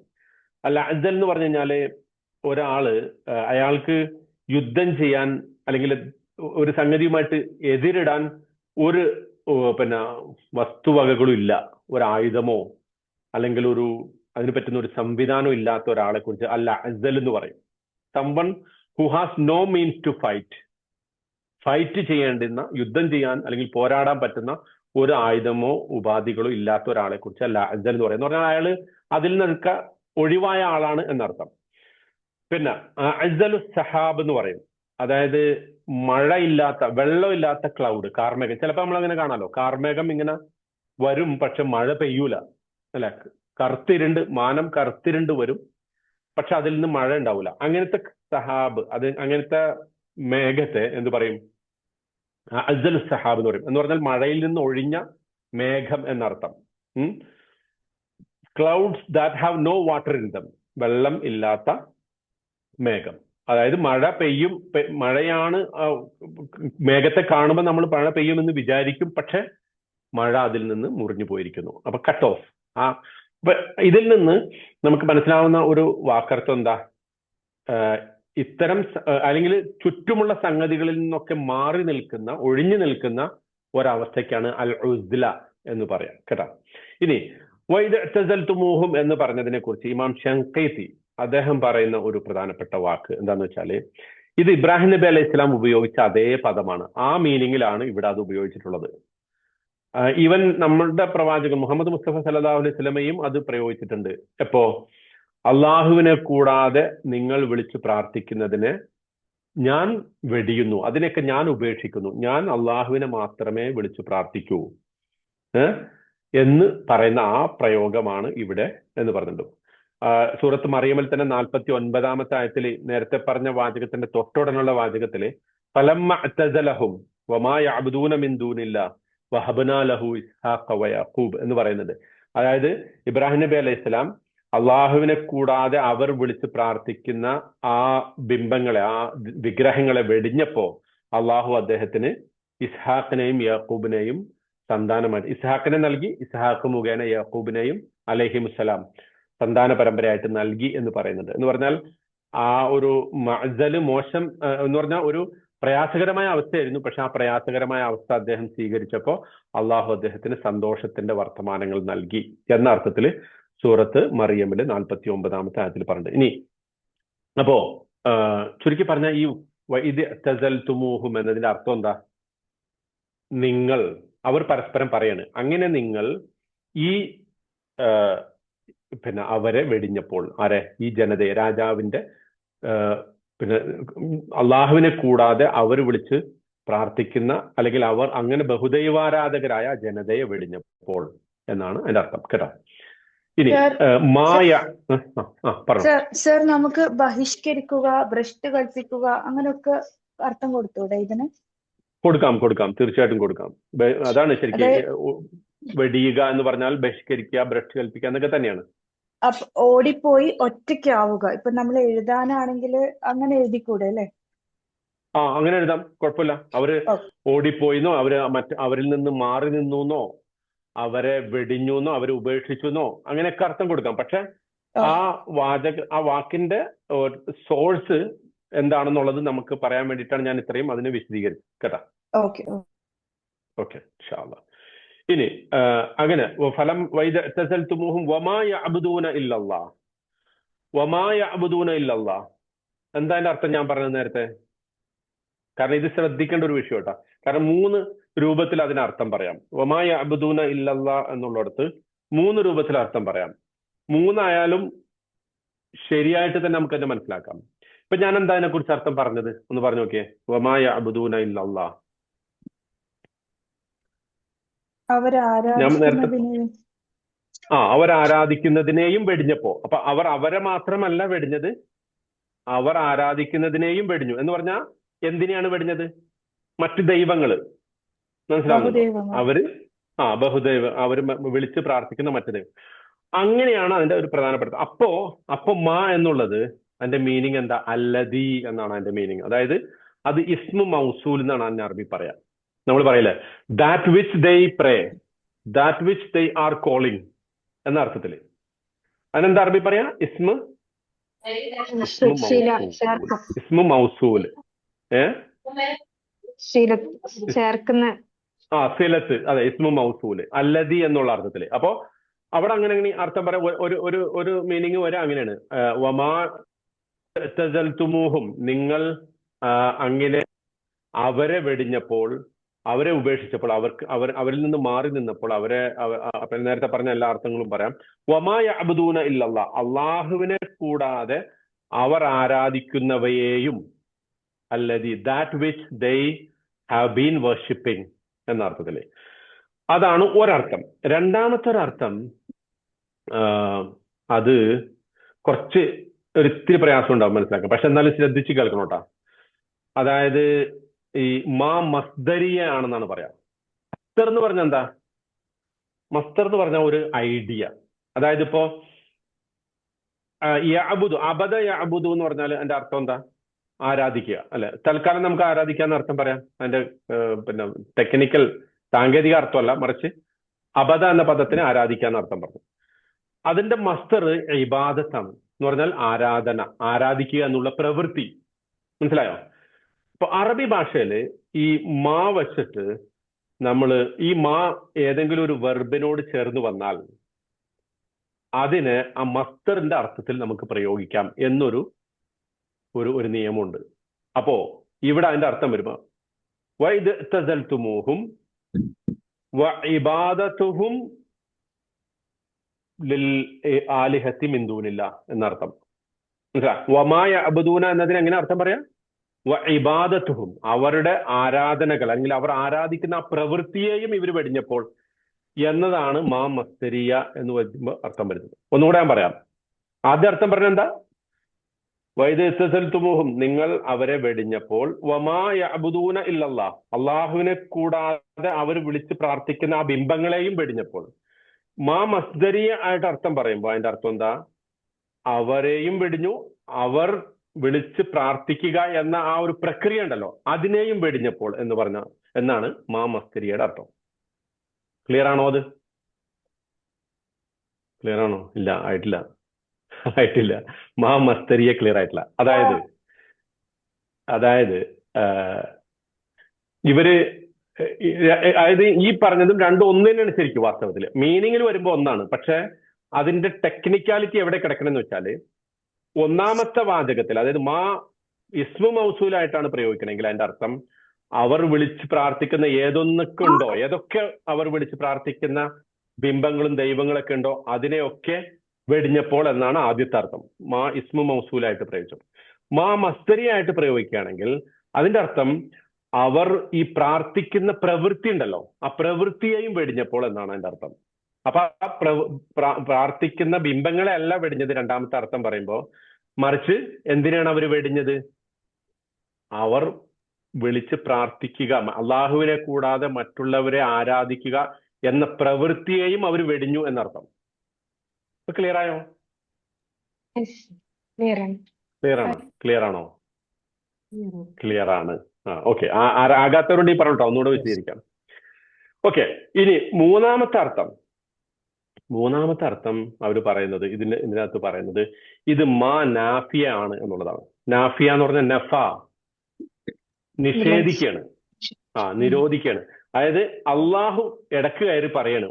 ഈ വൈദൽത്തുമൂഹും എന്ന് പറയുന്നത് ആ ഗുഹാവാസികൾ പരസ്പരം പറയാണ്. പക്ഷെ അതിന്റെ ഇടക്ക് അള്ളാഹു ഒരു ഇന്റർജക്ട് ചെയ്യാണ്. എന്ത്? വമാ യഅ്ബുദൂന ഇല്ലല്ലാ, അവരാകട്ടെ അള്ളാഹുവിനെ കൂടാതെ മറ്റാരെയും അവർ വിളിച്ച് പ്രാർത്ഥിച്ചിട്ടില്ല കേട്ടോ. മനസ്സിലാവുണ്ടോ? അതായത് ആ സെന്റൻസിന്റെ അർത്ഥം അപ്പൊ എങ്ങനെ വരാ? വൈദൽത്തുമൂഹും, നിങ്ങൾ ആ ജനതയെ വെടിഞ്ഞപ്പോ, എന്നിട്ട് ഒരു ഹൈഫൺ ഇട്ടിട്ട് അള്ളാഹ് പറയണു വമാ യഅ്ബുദൂന ഇല്ലല്ലാ, ആ ഹൈഫൺ പൂർത്തിയായി. അവർ അള്ളാഹുവിനെ അല്ലാതെ മറ്റാരെയും ആരാധിച്ചിട്ടില്ല, അല്ലെങ്കിൽ ആരാധിക്കുന്നില്ല. എന്തുകൊണ്ട് അവിടെ മുദാരി പ്രയോഗിച്ചെന്നുള്ളത് ഞാൻ വേറെ പറയാം. മനസ്സിലായോ? അപ്പൊ ആ സെന്റൻസ് എന്താണ്? ജുംല ഇഅ്തിറാളിയ. ജുംല ഇഅ്തിറാളിയ എന്ന് പറഞ്ഞാൽ ഇടക്ക് കയറി പറയുന്ന വർത്താനം. നമ്മൾ അതിനൊരു ഉദാഹരണം പറഞ്ഞല്ലോ. ഫോർ എക്സാമ്പിൾ, പിന്നെ ഞാനൊരു ഐസ്ക്രീം, അതായത് ഞാനൊരു ഐസ്ക്രീം കഴിച്ചു. What A beautiful ice cream. ഞാൻ ആ കടയിൽ നിന്ന് ഒരു ഐസ്ക്രീം, എന്തൊരു നല്ല ഐസ്ക്രീം കഴിച്ചു എന്ന് പറയുമ്പോൾ ഇടക്ക് കയറി പറയണല്ലോ, അല്ലെ? ഐസ്ക്രീം കഴിച്ചു എന്ന് പറഞ്ഞതിന് മുമ്പായിട്ട് എത്ര മനോഹരമാണ് ഐസ്ക്രീം എന്ന്, അല്ലെങ്കിൽ എത്ര ആസ്വാദ്യകരമാണ് ഐസ്ക്രീം എന്ന് അങ്ങനെ നമ്മൾ ശരിക്കും ഭാഷയിൽ പ്രയോഗിക്കാറില്ലേ? ഒരു ഇടക്ക് കയറിയിട്ട് ഒരു ഹൈഫണൊക്കെ ഇട്ടിട്ട് ഒരു സെന്റൻസ്. അതുപോലെ അള്ളാഹ് പറയാണ് വൈദൽത്തുമൂഹും, നിങ്ങൾ അവരെ വെടിഞ്ഞപ്പോ, വമാ യഅ്ബുദൂന ഇല്ലല്ലാ, പക്ഷെ ഇവരാകട്ടെ അള്ളാഹുവിനെ കൂടാതെ മറ്റാരെയും വിളിച്ച് പ്രാർത്ഥിച്ചിട്ടില്ല കേട്ടോ. അപ്പൊ 3 രൂപത്തിൽ അതിന്റെ അർത്ഥം പറയാം. ഒന്ന്, നമ്പർ 1 ഇസ്മു മൗസൂൽ. അതിന്റെ അർത്ഥം എന്താ? വൈദൽത്തുമൂഹും വമാ യഅ്ബുദൂന ഇല്ലല്ലാ, നിങ്ങൾ അവരെ വെടിഞ്ഞു, ആ ജനതയെ വെടിഞ്ഞു, അതുപോലെ അവർ വിളിച്ച് പ്രാർത്ഥിക്കുന്ന എല്ലാ ബിംബങ്ങളെയും ദൈവങ്ങളെയും ഒക്കെയും വെടിഞ്ഞു. രണ്ടാമത്തത് മസ്തരിയ, മാ മസ്തരിയ ആയിട്ട് പറയുമ്പോൾ അതിന്റെ അർത്ഥം വൈദൽത്തുമൂഹും, നിങ്ങൾ അവരെ വെടിഞ്ഞു, അതുപോലെ അവർ അള്ളാഹുവിനെ കൂടാതെ വിളിച്ച് പ്രാർത്ഥിക്കുന്ന ആ പ്രവൃത്തി, അതിനെയും വെടിഞ്ഞപ്പോ, ആ പ്രവൃത്തി, ആ ഐഡിയ, ഷിർക്ക് എന്ന് പറയുന്ന ഐഡിയയെ അവർ വെടിഞ്ഞപ്പോ. മൂന്നാമത്തത് അതൊരു ജുംല ഇഅ്തിറാളിയാണ്, മാ നഫീന്റേതാണ്. അതിന്റെ അർത്ഥം നഫി എന്ന് പറഞ്ഞാൽ നിഷേധിക്കലാണ്. അള്ളാഹു ഇടക്ക് കയറി പറയാണ് അവർ അള്ളാഹുവിനെ അല്ലാതെ മറ്റൊന്നിനെയും വിളിച്ച് പ്രാർത്ഥിക്കുന്നില്ല. സ്വാഭാവികമായിട്ടും ചോദ്യം വരും, എങ്ങനെയാണ് പിന്നെ മാ അബദു എന്നല്ലേ പറയേണ്ടത്? മാലിയല്ലേ? ഇത് കഴിഞ്ഞു പോയ സ്റ്റോറി പറയല്ലേ? സ്റ്റോറി പറയുമ്പോ പിന്നെ എന്തിനാണ് അവിടെ മുദാരി പ്രയോഗിച്ചത്? അതിന് പണ്ഡിതന്മാര് പറയുന്നത് അള്ളാഹു കഥ പറയുന്ന സ്റ്റൈൽ അതാണ്. പലപ്പോഴും ആ കഥ ഇപ്പൊ നടക്കുന്നത് പോലെ നമ്മളോട് പറയും. So that you immerse in that story, immerse your self in that story. ആ കഥയിൽ നമ്മൾ ഇപ്പൊ മുഴുകിയിരിക്കുന്നത് പോലെ തോന്നും, അല്ലെങ്കിൽ ഇപ്പോഴാണ് ആ കഥ നടക്കുന്നത് എന്ന രൂപത്തിൽ അള്ളാഹു വിശദീകരിക്കുമ്പോഴാണ് മാലിക്ക് പകരം മുദാരി ആയിട്ടുള്ള, അതായത് പാസ്റ്റിന് പകരം, പാസ്റ്റ് ടെൻസ് ഉപയോഗിക്കുന്നതിന് പകരം പ്രസന്റ് ടെൻസ് ഉപയോഗിക്കുന്നതിന്റെ ഉദ്ദേശം അതാണ് എന്ന് പറഞ്ഞിട്ടുണ്ട്. ക്ലിയർ ആണോ? ഓക്കെ. ഇനിയും വേറൊരു ചോദ്യം വരും, എന്തുകൊണ്ട് ലാ ഉപയോഗിച്ചില്ല? മുദാരിയായ ഫീലിന്റെ ഒപ്പം ലായാണല്ലോ ഉപയോഗിക്കേണ്ടത്, ലാ യഅ്ബുദൂന ആണല്ലോ ഉപയോഗിക്കേണ്ടത്. എന്തിനാണ് മാ ഉപയോഗിച്ചത്? അതിന് പറയുന്നത് നമ്മൾ പറഞ്ഞിട്ടുണ്ട് മുമ്പ്, മാ എന്നുള്ളത് ഒരു റദ്ദിനാണ്, ഒരു സംഗതിയെ കംപ്ലീറ്റ് നിരാകരിക്കുക, റെഫ്യൂട്ടേഷൻ. മാ നാഫിയ ആണെന്നാണ് അതിനെ പറയാം. മാ എന്നുള്ളത് നാഫിയ ആയിട്ട് ഉപയോഗിക്കുമ്പോൾ കംപ്ലീറ്റ് നേരത്തെ പറഞ്ഞ അല്ലെങ്കിൽ നേരത്തെ സ്ഥാപിച്ച ഒരു വാദത്തെ പൂർണ്ണമായിട്ടും റദ്ദ് ചെയ്യുന്നതാണ്. ഓക്കെ, നമ്മൾ ഇത്ര മനസ്സിലാക്കുന്നുള്ളൂ. ഈ 3 കാര്യം ഇവർ പൂർണ്ണമായിട്ടും ഈ അവർ അള്ളാഹു വിളിച്ച് പ്രാർത്ഥിക്കുക എന്ന പ്രവൃത്തിയും കട്ടാകുന്നുണ്ട്, സൗണ്ട് കട്ടാകുന്നുണ്ട്.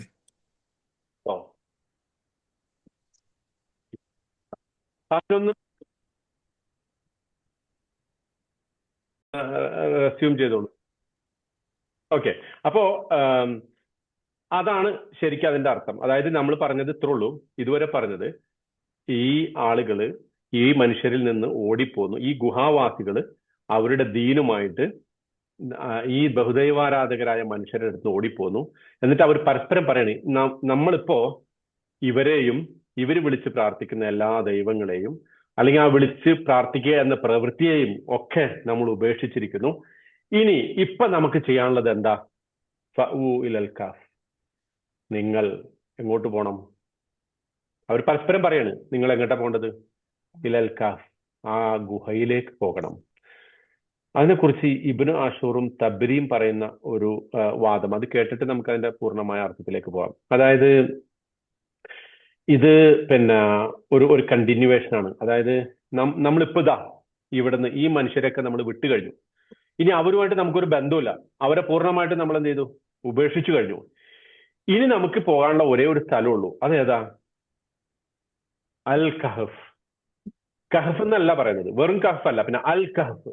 വ്യത്യാസം എന്താ? വെറും കഹഫും അൽ കഹഫും തമ്മിലുള്ള വ്യത്യാസം എന്താ? പ്രത്യേകമായിട്ടുള്ളൊരു നെക്കിറ മാരിഫ എന്നാണ് അറബി പറയാ. നെക്കിറ അലിഫ്ലാം ഇല്ലാതെ പറഞ്ഞാൽ കഹഫ്, ഏതോ ഒരു ഗുഹ. അൽ കഹഫ് എന്ന് പറഞ്ഞാലോ ആ പെർട്ടിക്കുലർ ഒരു ഡെഫിനിറ്റ് ഫോം ആണ്. ആ പെർട്ടിക്കുലർ ഗുഹ. അതിന്റെ ഉദ്ദേശം എന്താന്ന് വെച്ചാൽ ഇവർക്ക് നേരത്തെ പരിചയമുള്ള ഒരു ഗുഹയാണിത് എന്ന് പറഞ്ഞാൽ അതിന്റെ അർത്ഥം ഇവർ ചെറുപ്പക്കാരല്ലേ? ചെറുപ്പക്കാർ മാത്രമല്ല, നല്ല എലീറ്റ് ഫാമിലിയാണ്, അല്ലെ, നോബൽ ഫാമിലിയാണ്. എന്ന് പറഞ്ഞാൽ അന്നത്തെ കാലത്ത് കുറച്ചൊക്കെ സാമ്പത്തികമായും ഒക്കെ കഴിവുള്ള ആളുകളാണ്. അപ്പൊ ഇടയ്ക്കിടയ്ക്ക് ഇവർ ട്രക്കിങ്ങിനൊക്കെ പോകും, അല്ലെ, മലയുടെ മുകളിൽ കയറും, ഗുഹയിൽ പോയിരിക്കും, വർത്താനം പറയും, ചില്ലിങ്, അല്ലെ. ഇന്നത്തെ കാലത്ത് പറഞ്ഞാൽ ചില്ലിങ്ങിനും ഇടയ്ക്ക് ഒന്ന് വർത്താനം പറഞ്ഞിരിക്കാൻ ഒക്കെ പോകുന്ന ഒരു അങ്ങനെ ഉണ്ടല്ലോ, വെൻഡിങ്ങിനൊക്കെ പോകുന്ന ഒരു സ്ഥലമാണത്. അപ്പൊ അവർക്ക് നേരത്തെ പരിചയമുള്ള ഒരു ഗുഹയാണത്. ഇനിയിപ്പൊ നമുക്ക് പോകാനുള്ളത് ആ ഗുഹയിലേക്കാണ് എന്നതാണ് അവരുടെ അടുത്ത തീരുമാനം, കേട്ടാ. അപ്പൊ ഗുഹയിലേക്ക് പോകാൻ തീരുമാനിച്ച സ്ഥിതിക്ക് സ്വാഭാവികമായിട്ടും അതിനെക്കുറിച്ച് ഇമാം ഷാറാബിയും കൂടെ പറഞ്ഞിട്ട് നമുക്ക് അതിനകത്തേക്ക് പോകാം. ഇമാം ഷാറാബി പറയുന്നത് വെച്ചാല് ഈ മനുഷ്യന്മാർ, ഈ ഗുഹാവാസികള്, അവരുടെ രാജ്യം വിട്ട് വേറൊരു രാജ്യത്തേക്കോ വേറൊരു വില്ലേജിലേക്കോ പോയില്ല. മറിച്ച് അവർ തീരുമാനിച്ചത് അവർക്കൊരു കംഫർട്ടബിൾ ആയിട്ട് സ്റ്റേ ചെയ്യാൻ പറ്റിയ, ഈ മനുഷ്യന്മാരിൽ നിന്ന് മാറിയിട്ട് സ്റ്റേ ചെയ്യാൻ പറ്റിയ ഒരു സ്ഥലം ഏതാണ്? ഈ ഗുഹയുടെ ആ ഒരു കംഫർട്ടിലേക്കാണ് അവർ പോകാൻ തീരുമാനിച്ചത്. അത് ഏറ്റവും പ്രധാനമായിട്ട് അങ്ങനെ അവർ തീരുമാനിക്കാനുള്ള ഒരു കാരണം, അവർക്കറിയാം എവിടെ പോയാലും ഈ രാജാവിന്റെ പിടുത്തം അവരിൽ ഉണ്ടാകും. അപ്പം ഒന്ന്, രാജാവിന്റെ പിടുത്തം നോട്ടം പെട്ടെന്ന് എത്താത്ത ഒരു സ്ഥലത്തായിരിക്കണം. ഒന്നത്. രണ്ട്, നമ്മൾ പ്രാർത്ഥിച്ചിട്ടുണ്ടല്ലോ, അല്ലെ, ഈ തീരുമാനം എടുത്തപ്പോ അള്ളാഹുവിനെ മാത്രമേ വിളിച്ച് അള്ളാഹുവിനോട് മാത്രമേ ആരാധിക്കൂ, അവനോട് മാത്രമേ നമ്മൾ വഴിപ്പെടൂ എന്ന് തീരുമാനിച്ചപ്പോ അവർ പ്രാർത്ഥിച്ചിട്ടുണ്ട്. എന്താ പ്രാർത്ഥിച്ചിരിക്കണ? റബ്ബന ആത്തിന മിൻ ലദുൻക റഹ്മതൻ വഹയ്യി ലനാ മിൻ അംരിനാ റഷദ. പടച്ചോൻ ഒരു വഴി കണ്ടിട്ടുണ്ട്. ആ വഴി നമുക്ക് എളുപ്പമാവണമെങ്കിൽ നമുക്ക് ഇത്തരത്തിലുള്ള ഒരു മഅ്സല്, ഒരു ഒറ്റപ്പെട്ട ഏകാന്തമായിട്ട് ഇരിക്കാൻ പറ്റുന്ന ഒരു സ്ഥലം വേണം. ഇപ്പൊ നോക്കൂ, അന്നത്തെ കാലത്ത് പ്രത്യേകിച്ചും ഇപ്പൊ റസൂൽ സല്ലല്ലാഹു അലൈഹി വസല്ലം എന്തുകൊണ്ടാണ് ഹിറാ ഗുഹയിൽ പോയിരുന്നത്? അതൊരു മലയുടെ മുകളിൽ ഒരു കഹഫ് തന്നെയാണല്ലോ. ഗാറ് എന്ന് പറയുന്ന ചെറിയ ഗുഹയാണെങ്കിലും ഇവർ കഹഫ് എന്ന് പറയുന്ന, കഹഫും ഗാറും തമ്മിലുള്ള വ്യത്യാസം എന്താ നമ്മൾ അന്ന് പറഞ്ഞിട്ടുണ്ട്, അല്ലെ. കഹഫ് വലുതാണ്, വിശാലമാണ്. ഗാർ എന്ന് പറയുമ്പോൾ അത് ചെറുതാണ്. പക്ഷെ ഗുഹ പണ്ടും ഇപ്പോഴും ഒക്കെ ആളുകള് ഒറ്റപ്പെട്ട ധ്യാനത്തിന് പോകുന്ന സ്ഥലം ഏതാ? അങ്ങനെയുള്ള പറയാം. നീ ഏതെങ്കിലും മലമുകളിൽ പോയിരുന്നു ധ്യാനിച്ചോ എന്ന് പറയാറില്ല. ഇപ്പോഴും ഏതെങ്കിലുമൊക്കെ മലമുകളിൽ പോയിരുന്നു ധ്യാനിച്ചോ എന്ന് പറയും. എന്തുകൊണ്ടാ? മലമുകളിൽ പോയിരുന്ന് ധ്യാനിക്കുമ്പോഴാണ് ഏതൊക്കെയോ ഒരു സഹായം എത്തുക, ഒരു ദൈവിക സഹായം എത്തുക. അപ്പോഴാണ് ധ്യാനം അല്ലെങ്കിൽ പൂർണ്ണമായിട്ടൊരു ഏകാഗ്രത കിട്ടുക. ഇതൊരു ചട്ടമാണ്, അല്ലെങ്കിൽ ഇതൊരു കഷ്ടമാണ്. അതുകൊണ്ടാണ് മറ്റൊരു രാജ്യത്തേക്ക്, ഇതുപോലത്തെ പീഡിപ്പിക്കപ്പെടാൻ സാധ്യതയുള്ള മറ്റൊരു രാജ്യത്തേക്കോ മറ്റൊരു വില്ലേജിലേക്കോ ഒന്നും പോകാതെ ഇവർ ഗുഹയിൽ പോകാനുള്ള അടിസ്ഥാനപരമായ കാരണം അതാണ് എന്ന് ഇമാം ഷാറാവി പറയുന്നുണ്ട്. ഓക്കെ, അവിടെ ആ ഗുഹയില് എത്ര കാലം താമസിക്കും? അവിടെ ഞങ്ങൾക്ക് താമസിക്കാനുള്ള വല്ല വകുപ്പുണ്ടോ? എന്തെങ്കിലും മീൻസ് അവിടെ ഉണ്ടോ? ഭക്ഷണം ഉണ്ടോ? മറ്റേതെങ്കിലും തരത്തിലുള്ള സംവിധാനങ്ങൾ അവിടെ ഉണ്ടോ? ഇതൊന്നും അവർ ആലോചിച്ചിട്ടില്ല. അവർക്ക് അപ്പോൾ പോകാൻ പറ്റുന്ന ഒരു കംഫർട്ട് കിട്ടുന്ന മാനസികമായ ഒരു സ്വസ്ഥത ലഭിക്കുന്ന ഒരു സ്ഥലം.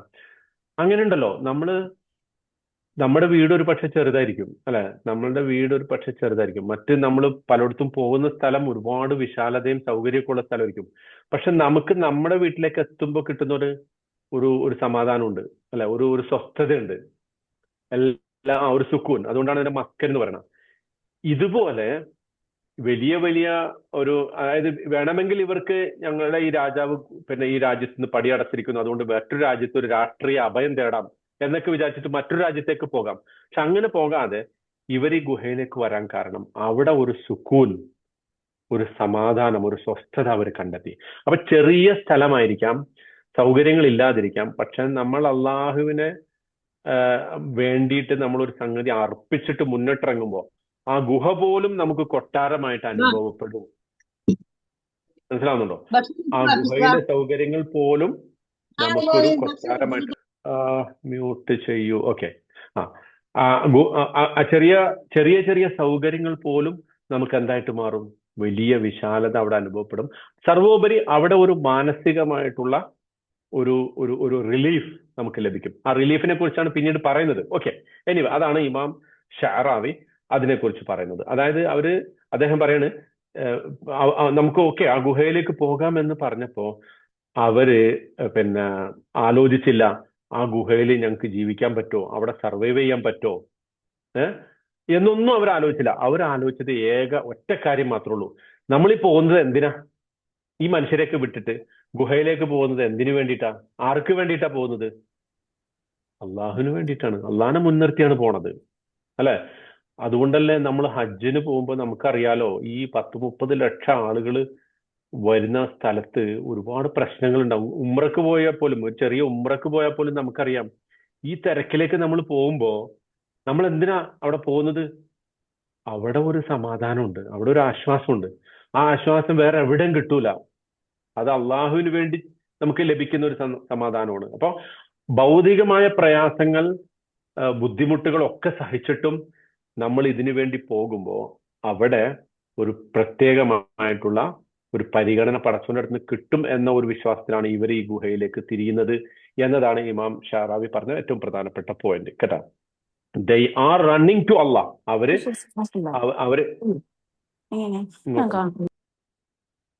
അവർ അള്ളാഹുവിലേക്കാണ് അവർ ഓടിപ്പോകുന്നത്. അവിടെ അവർക്ക് ആരെയും പിന്നെ നമുക്ക് ആ ഗുഹയിൽ പോയി കഴിഞ്ഞാൽ ഒരു പക്ഷെ നമ്മളാരും കണ്ട് എത്തൂല, ആരും പിടിക്കൂല, അവിടെ വെച്ച് നമ്മളെ പീഡിപ്പിക്കാൻ അവർക്ക് പറ്റില്ല. ഇതൊക്കെ അവരുടെ ഊഹങ്ങളാണ്, അവർ പ്രതീക്ഷിക്കുകയാണ്. അതിന് പേടിക്കാതെ, ഭയപ്പാടില്ലാതെ, ആശങ്കകളില്ലാതെ അവിടെ ഫുഡ് കിട്ടോ, വെള്ളം കിട്ടോ, മറ്റ് സൗകര്യങ്ങൾ ഉണ്ടാവോ, ഇതൊന്നും ആലോചിക്കാതെ അവർ പോകുന്നത്. Because they are turning to Allah. When you are, അതാണ് നമ്മുടെ പാഠം. അതാണ് നമ്മൾ അള്ളാഹുവിനൊക്കെ എന്തെങ്കിലും സമർപ്പിക്കുമ്പോൾ യു ഷുഡ് ബി ഒപ്റ്റിമിസ്റ്റിക്. തഫാഉലാണ്. അതാണ് ഇമാം ഷഅറാവി പറയുന്നത്. ഒരു തഫാഉല് വേണം. അള്ളാഹുവിലേക്ക് നമ്മൾ തിരിയുമ്പോൾ അവിടെ ഒരു ശുഭാപ്തി വിശ്വാസം വേണം. ഭൗതികമായ കാര്യങ്ങളെ വിട്ടിട്ട് നമ്മൾ അള്ളാഹുവിലേക്ക് തിരിയുമ്പോൾ ഭൗതികമായ നിയമങ്ങളും പിന്നെ ചിലപ്പോ അതിന്റെ സൗകര്യങ്ങളൊക്കെ ഒരു പക്ഷെ വളരെ വിശാലമായിരിക്കും. പക്ഷെ അള്ളാഹുവിനെ നമ്മൾ സ്വീകരിക്കുമ്പോൾ നമുക്ക് കിട്ടുന്ന സൗകര്യങ്ങൾ ചെറുതായിരിക്കും. അതിലൊരു സമാധാനം കണ്ടെത്താൻ നമുക്ക് സാധിക്കണം.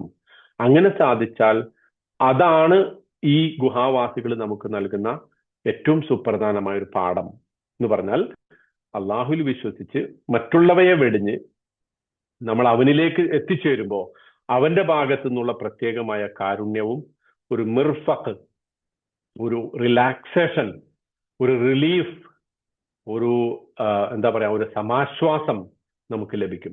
ആ ആശ്വാസം വേറെ എവിടുന്ന് ലഭിക്കില്ല എന്ന് മാത്രമല്ല, ദുനിയാവിലെ മുഴുവൻ സൗകര്യങ്ങളും ലഭിക്കുന്നതിനേക്കാൾ സംതൃപ്തിദായകവും അനുഭൂതി ഉള്ളതും ഏറ്റവും ആസ്വദിക്കാൻ പറ്റുന്നതും അതായിരിക്കും എന്ന ഒരു മെസ്സേജാണ് പള്ളിയിൽ ഇരിക്കുമ്പോൾ നമുക്ക് കിട്ടുന്നത്. യഥാർത്ഥത്തിൽ തന്നെ നമ്മൾ പള്ളിയിൽ ആത്മാർത്ഥമായിട്ട് അള്ളാഹുവിനെ വിചാരിച്ചാണ് ഇരിക്കുന്നതെങ്കിൽ നമുക്ക് കിട്ടുന്ന സന്തോഷം വേറെ എവിടെയും നമുക്ക് കിട്ടില്ല.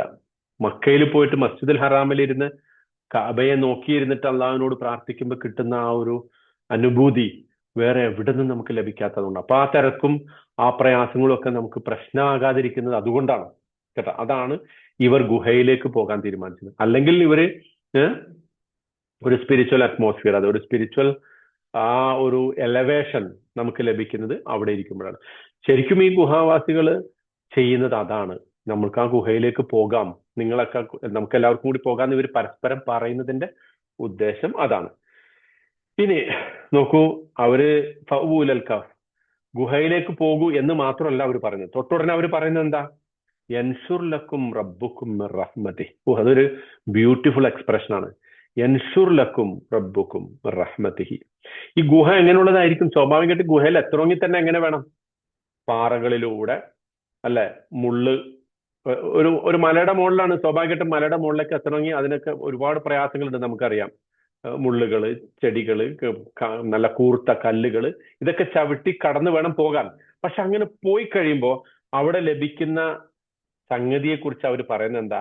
യൻഷുർ ലക്കും റഹ്മതി റബ്ബുക്കും മിർ റഹ്മതി. നിങ്ങളുടെ രക്ഷിതാവ്, നിങ്ങളുടെ യജമാനൻ നിങ്ങൾക്ക് വിരിച്ചു തരും. നഷറ യൻഷുറു എന്ന് പറഞ്ഞാൽ നിങ്ങൾക്ക് സ്പ്രെഡ് ചെയ്ത് തരും, അല്ലെങ്കിൽ നിങ്ങളുടെ മേൽ വിതറിത്തരും. മിർ റഹ്മതിഹി, അവന്റെ കാരുണ്യത്തിന്റെ എല്ലാ രൂപങ്ങളും, കാരുണ്യത്തിന്റെ എല്ലാ സങ്കേതങ്ങളും അവൻ നിങ്ങൾക്ക് വിരിച്ചു തരും എന്നതാണ് അവർ പറയുന്നത്. ശരിക്കും എന്ന് മാത്രമല്ല, വയുഹയിലക്കും നംബ്രിക്കും മിർഫക്ക, നിങ്ങൾ ഈ എടുത്ത തീരുമാനത്തിന്റെ ഫലമായിട്ട് നിങ്ങൾക്കൊരു മിർഫക്ക് അത് തരും. അപ്പൊ രണ്ട് കാര്യങ്ങളാണ് നമ്മൾ ഇവിടെ ശ്രദ്ധിക്കേണ്ടത്. ഒന്ന്, ഈ ഗുഹ ഒരു റിലാക്സേഷനുള്ള സ്ഥലമല്ല. ഗുഹയിലേക്ക് എത്തിപ്പെടുക എന്നുള്ളത് തന്നെ പ്രയാസമുള്ള ഒരു സംഗതിയാണ്. പക്ഷെ അവിടെ എത്തിപ്പെടുമ്പോൾ നമുക്ക് ലഭിക്കുന്ന സംഗതിയെ കുറിച്ച് പറയുമ്പോൾ അവരുപയോഗിച്ച പദം നഷറ എന്നുള്ളതാണ്. നിങ്ങളുടെ റബ്ബിന്റെ കാരുണ്യം നിങ്ങൾക്ക് ലഭിക്കും എന്ന് പറയാൻ പല രൂപത്തിൽ പറയാം. അറബി ഭാഷയിൽ ഒരുപാട് പദങ്ങളുണ്ട്. കാരുണ്യം നിങ്ങൾക്ക് കിട്ടും, നിങ്ങൾക്ക് ലഭിക്കും എന്നൊക്കെ പറയാൻ. പക്ഷെ ഇവിടെ അവർ ഉപയോഗിച്ച പദം എന്താ? നഷറ എന്നുള്ളതാണ്. നഷറ എന്നുള്ളത് ഒരു ബെഡ്ഷീറ്റ് വിരിക്കണേന്ന് പറയും അറബിയിൽ. ബെഡ്ഷീറ്റ് വിരിക്കുമ്പോൾ ആ ബെഡ്ഷീറ്റിലുള്ള മുഴുവൻ, നമ്മളിങ്ങനെ കുടയുമ്പോൾ അതിലുള്ള മുഴുവൻ സംഗതികളും ചിതറിത്തെറിക്കും, അല്ലെ? അഴുക്കുകളും എന്തെങ്കിലുമൊക്കെ, പിന്നെ ആ ബെഡിന്റെ മുകളിലുള്ള എല്ലാം ബെഡ്ഷീറ്റിൽ ഇങ്ങനെ വിരിക്കുമ്പോൾ അത് ചിതറിത്തെറിക്കും. ആ അർത്ഥത്തിലാണ് നഷറ, to spread out in different directions. അത് ഒരു കാർപ്പറ്റ് വിരിക്കുക എന്നുള്ള അർത്ഥത്തിലും ഒക്കെ നഷറ ഉപയോഗിക്കുന്നതാണ്.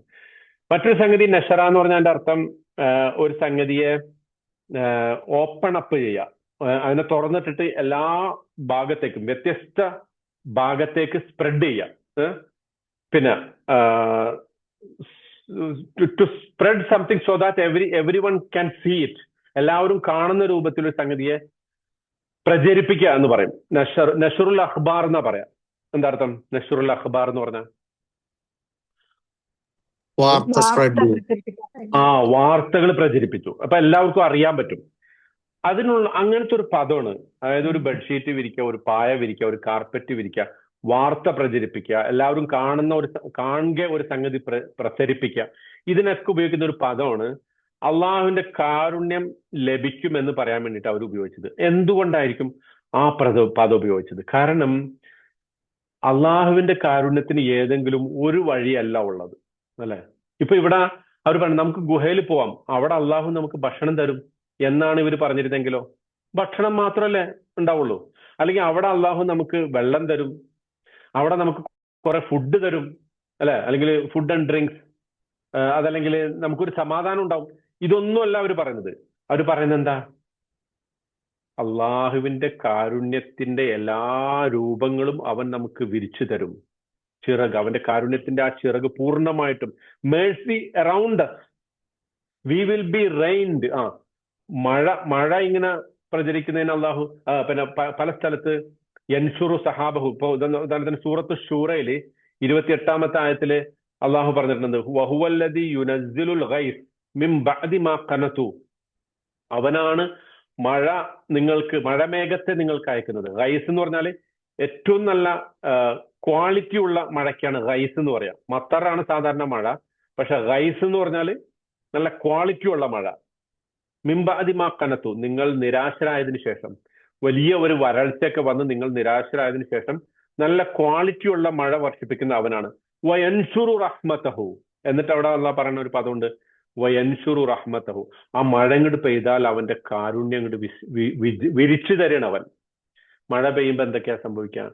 നമുക്ക് വെള്ളം കിട്ടും, നമ്മുടെ ഹൃദയം തണുക്കും, നമ്മുടെ ചൂട് കുറയും, സസ്യങ്ങൾ മുളക്കും, ഫലങ്ങൾ ഉണ്ടാവും, കാലികൾക്ക്, ഭൂമിക്ക്, ജീവജാലങ്ങൾക്ക് ഒക്കെ. എത്ര ബ്യൂട്ടിഫുൾ ആയിട്ടുള്ള ഒരു പദമാണ് അവർ പ്രയോഗിച്ചത് നോക്കിയേ. അതാണ് ഖുർആനിന്റെ ഭാഷ. ഖുർആന്റെ ഓരോ ആയത്തിന്റെയും ഇത്രയും വിശദമായി നമ്മൾ പോകുന്നതിന്റെ ഒരു കാരണം അതാണ്. മനസ്സിലാവുന്നുണ്ടോ? അതല്ല നമ്മൾ വെറുതെ ഇതിന്റെ ഒരു അർത്ഥം കാരുണ്യം അവൻ നിങ്ങൾക്ക് വിരിച്ചു തരും എന്ന് മാത്രം പറഞ്ഞങ്ങനെ പോവുകയാണെങ്കിൽ ആ ഒരു ബ്യൂട്ടി നമുക്ക് മനസ്സിലാക്കാൻ പറ്റില്ല കേട്ടാ. അതിന് ഖുർആനെ കൊണ്ട് നമ്മൾ വ്യാഖ്യാനിക്കാണ്. എവിടെയൊക്കെ അള്ളാഹു വൻ നാഷിറാത്തി നഷ്റ എന്ന് പറഞ്ഞിട്ടുണ്ടല്ലോ. ഏത് സൂറത്തില്? ഏത് സൂറത്തിലാ വൻ നാഷിറാത്തി നഷ്റ എന്ന് പറയുന്നത്? ഊറിലാണോ? മുർസലാത്ത് സൂറത്ത് മുർസലാത്ത്. എന്താ അതിന്റെ അർത്ഥം? വന്നാഷിറാത്തി നസ്ര. വന്നാഷിറാത്തി നസ്രയുടെ അർത്ഥം എന്താ? മുർസലാത്ത് പഠിച്ചിട്ടുണ്ടോ? മഴ വർഷിപ്പിക്കുന്ന കാർമേഘങ്ങളെ കുറിച്ചാണ് പറയുന്നത്. നാഷിറാത്തി നസ്ര. അതായത് മഴ എവിടെയെങ്കിലും ഒരു സ്ഥലത്തല്ലല്ലോ വർഷിക്കുക, ഏതെങ്കിലും ഒരു പോയിന്റിലാണോ? ഇപ്പൊ ദോഹയില് മഴ പെയ്യുണ്ടെങ്കിൽ വക്ര സൂക്കില് മാത്രം മഴ പെയ്യൂലല്ലോ, മൊത്ത മഴ പെയ്യുമല്ലോ. അതാണ് ആ ഒരു പടർന്നാണ് മഴ പെയ്യുക. ആ അർത്ഥത്തിലാണ് അവിടെ നാഷിറാത്ത് പറഞ്ഞത്. അതുപോലെ അള്ളാഹുവിന്റെ കാരുണ്യം മഴ പോലെയാണ് എന്നുള്ളതാണ്. അതെല്ലാവർക്കും. അപ്പൊ മഴ പെയ്യുമ്പോ ചിലപ്പോ അത് വിശ്വാസികൾക്കും അവിശ്വാസികൾക്കും കിട്ടും അല്ലെ? അല്ല, അങ്ങനെ ഉണ്ടല്ലോ. അള്ളാന്റെ കാരുണ്യത്തെ കുറിച്ച് നമ്മൾ അങ്ങനെയാണല്ലോ മനസ്സിലാക്കുന്ന. ഈ ഭൂമിയിൽ അള്ളാന്റെ കാരുണ്യം എല്ലാവർക്കും ലഭിക്കും. പക്ഷെ യഖ്തസ്സു ബിറഹ്മതിഹി മൻ യശാ എന്ന് പറയുന്നത് എവിടെയാ? അള്ളാഹ് അവൻ ഉദ്ദേശിക്കുന്നവർക്ക് അവന്റെ കാരുണ്യത്തെ പ്രത്യേകമായി കൊടുക്കുന്നത് പരലോകത്താണ്, സ്വർഗത്തില് അല്ലെ? അപ്പോ ഇവിടെ ഇവര് പറയുന്നത് യൻസുർ ലക്കും റബ്ബുക്കും മിർ റഹ്മതി. അള്ളാഹു അവന്റെ കാരുണ്യത്തിന്റെ ചിറക് നിങ്ങളുടെ മേൽ പൂർണ്ണമായും വിരിച്ചു തരും. കാരുണ്യത്തിന്റെ എല്ലാ വശങ്ങളും നിങ്ങൾക്ക് അവൻ ഒരുക്കി തരും. ആ ഗുഹ നമുക്കൊരു പ്രയാസകരമായിട്ട് നമ്മൾ എത്തിച്ചേരേണ്ട സ്ഥലമാണ്. ആ ഗുഹയിൽ ചിലപ്പോൾ നമ്മൾ കിടക്കുന്നത് പരുപരുത്ത പാറപ്പുറത്തായിരിക്കും. പക്ഷെ അവിടെ അള്ളാന്റെ കാരുണ്യം ഉണ്ടാവും. അതാണ് ഇവര് പറയുന്നത് കേട്ടോ. ആ ഐഡിയാസ് ബീങ് സ്പ്രെഡ് ഔട്ട്. നമ്മൾ എങ്ങോട്ടാണോ പോകുന്നത് ആ പോകുന്ന സ്ഥലത്തിന്റെ പാരുഷ്യം, കാഠിന്യം അല്ല, ടഫ്നെസ് അല്ല വിഷയം. അവിടെ ലഭിക്കാൻ പോകുന്ന അള്ളാഹുവിന്റെ കാരുണ്യമാണ് വിഷയം. അപ്പോ ഇത് നോക്കൂ, അവരെത്ര കോൺഫിഡൻസോട് കൂടിയാ പറയുന്നത്. അവർക്കറിയോ ഞങ്ങളിപ്പോ ഇവിടെ ചെന്നിട്ട് ഈ ഗുഹയിൽ പോയിട്ട് 300 വർഷം ഉറങ്ങാൻ പോകണമെന്ന് അവർക്കറിയോ? 350, 309 എത്ര ആയിക്കോട്ടെ, ഇത്രയും വർഷം ഉറങ്ങാൻ പോകണമെന്ന് അവർക്കറിയോ? ഇത് അവർ പരസ്പരം പറയുന്ന ഒരു വാക്കാണ്. എന്തുകൊണ്ട്, ഏത് ധൈര്യത്തിലാണ് അവർ പറയുന്നത് അള്ളാന്റെ കാരുണ്യം നമുക്ക് കിട്ടുമെന്ന്? ഏത് ധൈര്യത്തിലാണ് അവർ പറയുന്നത്? എന്താ കാരണം? അതിന്റെ കാരണം ഈമാൻ, ഒരു ഉറച്ച വിശ്വാസം. അതാണ്. ആ ഉറച്ച വിശ്വാസം ഉണ്ടെങ്കിൽ ഏത് പാറയും ആശ്വാസത്തിന്റെ കുളിർത്തന്നലായിട്ട് നമുക്ക് അനുഭവപ്പെടും. എത്ര വലിയ പീഡകന്റെ പീഡനവും നമുക്കൊരു മന്ദമാരുതനായിട്ട് നമുക്ക് തോന്നും. പക്ഷെ ആ വിശ്വാസം എത്ര സ്ട്രോങ്. ഇതൊക്കെ പറയാൻ വളരെ എളുപ്പമാണ്. ആ സിറ്റുവേഷനിൽ ഇത് അനുഭവിക്കുന്നവർക്കേ അത് അറിയുള്ളൂ. നമുക്കിപ്പോ നല്ല AC-യുടെ അല്ലെങ്കിൽ വീടിന്റെ കംഫർട്ടിൽ ഇരുന്നിട്ട് സുന്ദരമായിട്ട് ഇങ്ങനെ ഇരുന്ന് പറയാം ഈമാനിനെ കുറിച്ച്. പക്ഷെ അത് അനുഭവിക്കുന്ന ആളുകൾക്ക് അവർക്കത് ഒരു യാഥാർത്ഥ്യമായിട്ട് അവരുടെ ജീവിതത്തിൽ അത് അനുഭവപ്പെടുകയാണ് എന്നുള്ളതാണ് കേട്ടാ. ഓക്കെ, പിന്നെ ഇപ്പോ ഇതിന്റെ ഒരു ജോർഡാനില് കഹഫ് ഉണ്ടല്ലോ, അത് 100% അത് തന്നെ ആയിരിക്കോ? അതെ കഹഫ് ജോർദാനിൽ നമ്മൾ ആ വീഡിയോയിൽ കാണിച്ച സ്ഥലം അത് ആ സ്ഥലമാണെന്നുള്ളതാണ് ചരിത്രകാരന്മാർ പറയുന്നത്. അവിടെയല്ല, ഞങ്ങൾ സന്ദർശിച്ചിട്ടുണ്ട്. അത് തന്നെ ആയിരിക്കും അല്ലേ? അത് തന്നെയാണ്. അതായത് നമ്മൾ ചരിത്രം പഠിക്കുമ്പോൾ ചരിത്രകാരന്മാര് കൃത്യമായിട്ട് വിശദീകരിക്കുന്നുണ്ട് അത് ആ സ്ഥലം തന്നെയാണെന്ന്. പക്ഷെ എനിവേ നമുക്ക് ഇറ്റ് ഡസന്റ് മാറ്റർ. ഇനി അതല്ല വേറെ ഏതോ ഒരു സ്ഥലം ആയിക്കോട്ടെ, എന്നാലും ഈ സ്റ്റോറി, അതുകൊണ്ടാണ് അള്ളാഹു സ്ഥലം പറയാത്ത. പടച്ചോന് വേണമെങ്കിൽ അന്നത്തെ നിലവിലുള്ള മക്കയിലെ ഒരു ഭൂപ്രകൃതിയൊക്കെ വെച്ചിട്ട് റസൂലിനോട് പറഞ്ഞൂടെ ഇത് ഇന്ന സ്ഥലത്താ സംഭവിച്ചതെന്ന്? എത്ര ആളുണ്ടായിരുന്നു, അവരുടെ പേരെന്തായിരുന്നു, ഇതൊക്കെ അള്ളാഹുക്ക് കൃത്യമായിട്ട് അറിയാലോ. എന്തുകൊണ്ട് പറഞ്ഞില്ല? It doesn't matter. അതെ, ബട്ട് ഇപ്പോഴും അവിടെ അത്ര ഈസി ആയിട്ട് പോകുന്ന സ്ഥലമല്ല അത്. ഓഫ് കോഴ്സ് അതിന് റെസ്ട്രിക്ഷൻസ് ഉണ്ട്. അങ്ങനല്ല, എന്താ ആ പറയാ, ആ ഓക്കെ, ആ സ്ഥലത്തേക്ക് എത്തിപ്പെടാൻ അല്ലെ, yes, ആ ആ സ്ഥലത്തേക്ക് എത്തിപ്പെടാൻ പ്രയാസങ്ങൾ ഉണ്ടെന്നാണ് പറഞ്ഞു വരുന്നത് അല്ലെ. അതെ അതെ, കാരണം റോഡ് ഇത്രയും അല്ല, വർഷം ആ റോഡ് ഉണ്ടാവൂല, ആക്സസ് അതെ ഉണ്ടാവൂല അല്ലെ. അതെ അതെ, ഓക്കെ, അപ്പൊ അന്നത്തെ കാലത്ത് ആലോചിച്ച് നോക്കൂ, ഇത്രയും റോഡും ഇൻഫ്രാസ്ട്രക്ചറും ടെക്നോളജിയും കമ്മ്യൂണിക്കേഷനും ഒക്കെ വർദ്ധിച്ച ഈ കാലഘട്ടത്തിൽ പോലും ആ പ്രദേശത്തേക്ക് എത്തിപ്പെടാൻ പ്രയാസമുള്ളൊരു അങ്ങനത്തെ ഒരു സ്ഥലമാണെങ്കിൽ അന്നത്തെ കാലത്ത് ആലോചിച്ച് നോക്കൂ. സോ ദ പോയിന്റ് ഈസ്, അവര് പറയാണ് നമ്മൾ ഈ ഗുഹയിലേക്ക് എത്തിപ്പെടുമ്പോൾ, ഈ മലമുകളിലുള്ള കാടിന്റെ നടുക്കുള്ള ഈ ഗുഹയിലേക്ക് എത്തിപ്പെടുമ്പോൾ അള്ളാഹു അവന്റെ കാരുണ്യം നമുക്ക് വെച്ച്, ഇത് വിശ്വാസികൾക്ക് പറയാൻ സാധിക്കുന്നുള്ളതിന്റെ മറ്റൊരു തെളിവെന്ന് വെച്ചാൽ നോക്കൂ, മൂസാ നബി അലൈഹി സ്വലാം, മൂസാ നബി അലൈഹി സ്വലാമയോട് അള്ളാഹ് പറഞ്ഞു ബനു ഇസ്രായേലിനെ കൊണ്ട് പോണം, പോകാനേ പറഞ്ഞിട്ടുള്ളൂ, പൊയ്ക്കോ, ബനു ഇസ്രായേലിനെ കൊണ്ട് പൊയ്ക്കോ. ബനു ഇസ്രായേലിനെ കൊണ്ട് പോയപ്പോ എന്താ സംഭവിച്ച? പിന്നാലെ ആരാ വന്ന? ഫിറൗൻ. ഫിറൗന്റെ എല്ലാ സൈന്യവും, മൂസാ നബിയുടെ അടുത്ത് ആരുണ്ട്? ദുർബലരായ കുറെ മുസ്ലിങ്ങൾ, പിന്നോക്കക്കാരായ അതർ ബാക്ക്വേർഡ് കമ്മ്യൂണിറ്റി ആയ പഞ്ചപാവങ്ങളായ കുറച്ച് മുസ്ലിങ്ങൾ, അവരെ കൊണ്ട് പോണ. എങ്ങോട്ടാ പോണ? ചെങ്കടലിലേക്ക്. ചെങ്കടലിലേക്ക് പോകുമ്പോ അവര് നമ്മളെപ്പോലെ ആ ജനത പറഞ്ഞു, ഇന്നാല മുദ്രക്കൂൻ, നമ്മൾ പിടിക്കപ്പെട്ടു, ഇനി ഒരു രക്ഷയില്ല മോനെ, മോഡി വന്നു കഴിഞ്ഞ് ഒരു രക്ഷയില്ല, നമ്മൾ ബുൾഡോസറായിട്ട് മോഡി വരുന്നുണ്ട് പിന്നാലെ, നമ്മളൊക്കെ ഇപ്പൊ തകർക്കും. മൂസാ നബി എന്താ പറഞ്ഞ? കല്ല, അങ്ങനെയല്ല, ഇന്ന മഈ റബ്ബി സയഹ്ദീൻ, എന്റെ ഒപ്പം എന്റെ റബ്ബുണ്ട്. ആർക്ക് പറയാൻ സാധിക്കും അത്? വിശ്വാസം ഉള്ളിലുള്ളവർക്ക് അത് പറയാൻ സാധിക്കൂ. ഇന്ന മഈ റബ്ബി. ഇപ്പൊ ഗസയിലെ ജനങ്ങൾ പറയുന്നുണ്ട്, വീട് മുഴുവൻ തകർന്ന് കിടക്കുമ്പോഴും അവർ പറയുന്നുണ്ട്, അതിശൈത്യം അവരെ കീഴ്പ്പെടുത്തുമ്പോഴും അവർ പറയുന്നുണ്ട്, മഴ വർഷിച്ചിട്ട് അവരുടെ ടെന്റുകളിൽ വെള്ളം മനുഷ്യര് പറയുന്നുണ്ട്, ഹസ്ബുനല്ലാഹ് വനിഅമൽ വക്കീൽ, ഞങ്ങൾക്ക് അല്ലാഹ് മതി. ഇത് ഈ പറയുന്ന ഏറ്റവും പ്രധാനപ്പെട്ട വിശ്വാസത്തിന്റെ ആ ഒരു പ്രകടനമാണ്, ആ ഒരു സംഗതിയാണ് മൂസാ നബി പറഞ്ഞത്. ആ പറഞ്ഞ ഉടനെ എന്താ സംഭവിച്ചത്? ചെങ്കടൽ പിളർന്നു. ഫഖുൽ നളിർ ബിഅസാക്കൽ ബഹർ, നിന്റെ കയ്യിലുള്ള വടി കൊണ്ട് മൂസ അടിക്കി. അവിടെ ഒരു പ്രധാനപ്പെട്ട പാഠമുണ്ട്. മൂസാ നബി വടി കൊണ്ട് അടിക്കണോ കടൽ പിളരാൻ? അള്ളാഹ്ക്ക് അല്ലാതെ തന്നെ പിളർത്തിക്കൂടെ? അല്ലാതെ തന്നെ വേണമെങ്കിൽ പിളർത്താം. പക്ഷെ അള്ളാഹ് പറഞ്ഞു മൂസാ നബിയോട്, വടി കൊണ്ട് അടിക്ക്, വടി കൊണ്ട് അടിക്കുക എന്ന പണി നീ ചെയ്യണം, നിന്റെ ഭാഗത്തുനിന്ന് ഒരു അടിക്കുക എന്നുള്ള പ്രവൃത്തി നീ ചെയ്യണം, അപ്പൊ ഞാൻ പിളർത്തിത്തരും. നമുക്ക് ഇല്ലാതെ പോയതാണ്, നമ്മുടെ കയ്യിൽ വടിയുണ്ട്, നമ്മൾ അടിക്കുന്നില്ല, കടലിൽ അടിക്കുന്നില്ല, നമ്മൾ ആ വടി നിലത്തിടുന്നില്ല, നമ്മൾ അതും പിടിച്ചിട്ട് ഇങ്ങനെ ഇരിക്കുകയാണ്. ഖുർആൻ നമുക്കുള്ള ഏറ്റവും വലിയ വടിയാണ്, അങ്ങനത്തെ മുജിസത്താണ് ഖുർആൻ. ഈ ഖുർആൻ അനുസരിച്ചിട്ട് ഇതിലേക്ക് ആളുകളെ വിളിച്ചാൽ ഈ പറഞ്ഞ എല്ലാ ബുൾഡോസർ രാജ്യത്തും എല്ലാ ഇത്തരം ആധിപത്യത്തിന്റെ ശക്തികളിൽ നിന്നൊക്കെ നമുക്ക് രക്ഷപ്പെടാം. പക്ഷെ നമ്മൾ ഇതൊന്നും തുറന്നു നോക്കുന്നില്ല, നമ്മൾ തന്നെ തുറന്നു നോക്കണില്ല.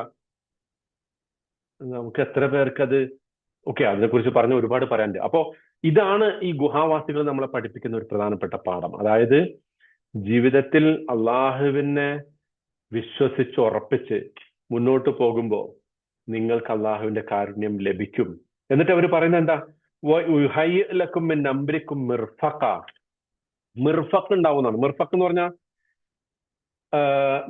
മിൻ അമ്രിക്കും, അത് അതിനെക്കുറിച്ച് ആദ്യം പറയാം. അതായത് മിൻ അമ്രിക്കും, നിങ്ങളുടെ ആ മിന്നിനെ കുറിച്ച് രണ്ട് രൂപത്തിൽ പറയുന്നുണ്ട്. ഒന്ന്, ആ മിൻ എന്നുള്ളത് ബദലിയ ആണെന്നുള്ളതാണ്. ബദലിയ എന്ന് പറഞ്ഞാല് നിങ്ങൾക്ക് അതിന് പകരമായിട്ട്, നിങ്ങളുടെ ഈ തീരുമാനത്തിന്റെ പകരമായിട്ട് നിങ്ങൾക്ക് ഒരു മിർഫഖ് ഉണ്ടാവും. മിർഫഖിന്റെ അർത്ഥം നമ്മൾ പൂർണ്ണമായിട്ട് പറഞ്ഞിട്ടില്ല കേട്ടോ, അത് പിന്നെ പറയാം.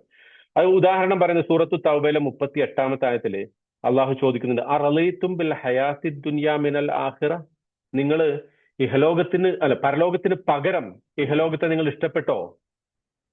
മനസ്സിലായോ? പരലോകത്തിന് പകരം ഇഹലോകത്തെ നിങ്ങൾ ഇഷ്ടപ്പെട്ടോ എന്ന് ചോദിക്കുന്നുണ്ട്. അത് അമ്മിൻ അവിടെ എന്താണ്? ബദലിയാണ്. പരലോകത്തിന് പകരം ഇഹലോകം. അതുപോലെ ഇവിടെ ഇതിന്റെ അർത്ഥം പറയുന്നത് മിൻ എന്നുള്ളത് അതിന്റെ അർത്ഥം ബദൽ, ഒരു പകരമായിട്ട്, നിങ്ങളുടെ ഈ തീരുമാനത്തിന്റെ, നിങ്ങൾ ഗുഹയിലേക്ക് പോകാൻ തീരുമാനിച്ചതിന്റെ പകരമായി, as a reward for that, Allah will provide you relaxing atmosphere and time there എന്നുള്ള അർത്ഥത്തിലാണ് മിർഫഖ്. പിന്നെ രണ്ടാമത് മിൻ എന്നുള്ളത് സബബിയാണ്.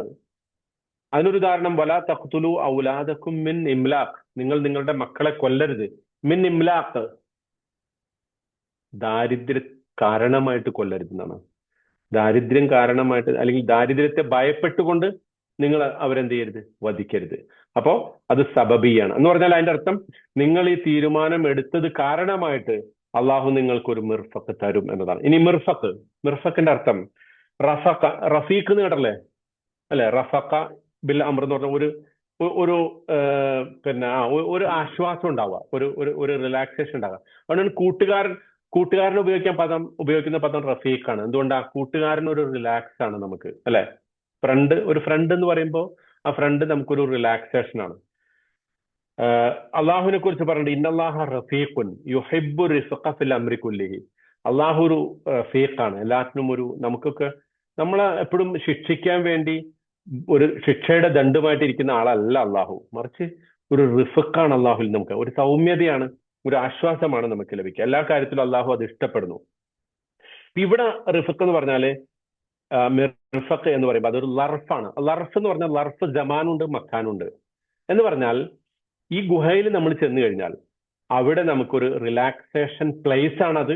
അതുപോലെ തന്നെ അവിടെ നമുക്കൊരു റിലാക്സേഷൻ ടൈം ഉണ്ടാവും. അതാണ് ലർഫ് എന്ന് പറഞ്ഞാൽ. ലർഫ് ജമാൻ, ലർഫ് മക്കാൻ. കേട്ടിട്ടുണ്ടോ? അത് കേട്ടിട്ടില്ലെങ്കിൽ ഇപ്പൊ കേട്ടോ. ലർഫ് അത് എല്ലാത്തിലും ലർഫ് ജമാനും ലർഫ് മക്കാനും ഇതേപോലെ ഉപയോഗിക്കും. ഇപ്പൊ തആം ഫുഡ്, മത്അം എന്താ? ആ ഫുഡ് കിട്ടുന്ന സ്ഥലം, അത് ലർഫ് മക്കാനാണ്. ലർഫ് മക്കാൻ. മസ്ജിദ്, സുജൂദ് ചെയ്യുന്ന സ്ഥലം, മസ്ജിദ് എന്ന് പറയുമ്പോൾ അത് ലർഫ് മക്കാനാണ്. ഇനി മഗ്രിബ്, അസ്തമയ സമയം, അത് ലർഫ് ജമാനാണ്. ലർഫ് ജമാനാണ് മഗ്രിബ്, അസ്തമയ സമയം. മശ്രിഖ്, ഷുറൂഖിന്റെ സമയം. അപ്പൊ ഇവിടെ പക്ഷെ മിർഫഖ് എന്നുള്ളത് രണ്ടുമാണ്. അതായത് ഇവര് പറയാണ് നമ്മൾ ഈ ഗുഹയിലേക്ക് എത്തിക്കഴിഞ്ഞാൽ അള്ളാഹുവിന്റെ കാരുണ്യം സകല വശത്തു നിന്നും നമുക്ക് വർഷിക്കുകയും അവിടെ നമുക്ക് ഒരു റിലാക്സിങ് ടൈമും ഒരു റിലാക്സേഷൻ പ്ലേസുമായിട്ട് ആ ഗുഹ മാറും. എന്ത് റിലാക്സേഷൻ ആ ഗുഹയിൽ കിട്ടുക? ഗുഹയില് ശരിക്കും മിർഫക്കിന് തലയണ എന്നൊരു അർത്ഥമുണ്ട്. തലയണ, നമ്മൾ കട്ടിൽ ഉപയോഗിക്കുന്ന തലയണയില്ലേ? ഗുഹയിൽ എന്താണ് തലയണയായിട്ട് കിട്ടുക? വലിയ പാറക്കല്ല്. ആ പാറക്കല്ലിന്റെ പുറത്താണ് അവർ തല വെച്ച് ഉറങ്ങാൻ പോണത്. അത് വല്ല മിർഫക്ക് ഉണ്ടാവും, അതൊരു വല്ല റിലാക്സേഷൻ ഉണ്ടാവും. ഒരു പാറപ്പുറത്ത് തല വെച്ച് കിടന്നുറങ്ങി എങ്ങനെ ഉണ്ടാവും? അത് ആലോചിച്ച് നോക്കിയേ. പക്ഷെ ഇവര് പറയുന്ന വാക്ക് നോക്കൂ, ആ പാറപ്പുറത്ത് തല വെച്ചിട്ട് കിടന്നുറങ്ങുമ്പോ അത് അള്ളാഹ്ക്ക് വേണ്ടിയാണെങ്കിൽ നിങ്ങൾ മശ്അരിൽ ഹറാമിൽ മുസ്ദലിഫയിൽ കിടന്നുറങ്ങുമല്ലോ രാത്രി, ദുൽഹജ്ജ് എന്ന 9ന്റെ അന്ന് രാത്രി ഹജ്ജിന് പോകുമ്പോ വെറും മണൽപ്പുറത്ത് കിടന്നുറങ്ങണം. പക്ഷെ ആ കിടന്നുറങ്ങുന്നതിന് ഒരു ആശ്വാസം ഉണ്ടാവും. അതാണ് ഈ മിർഫഖ്.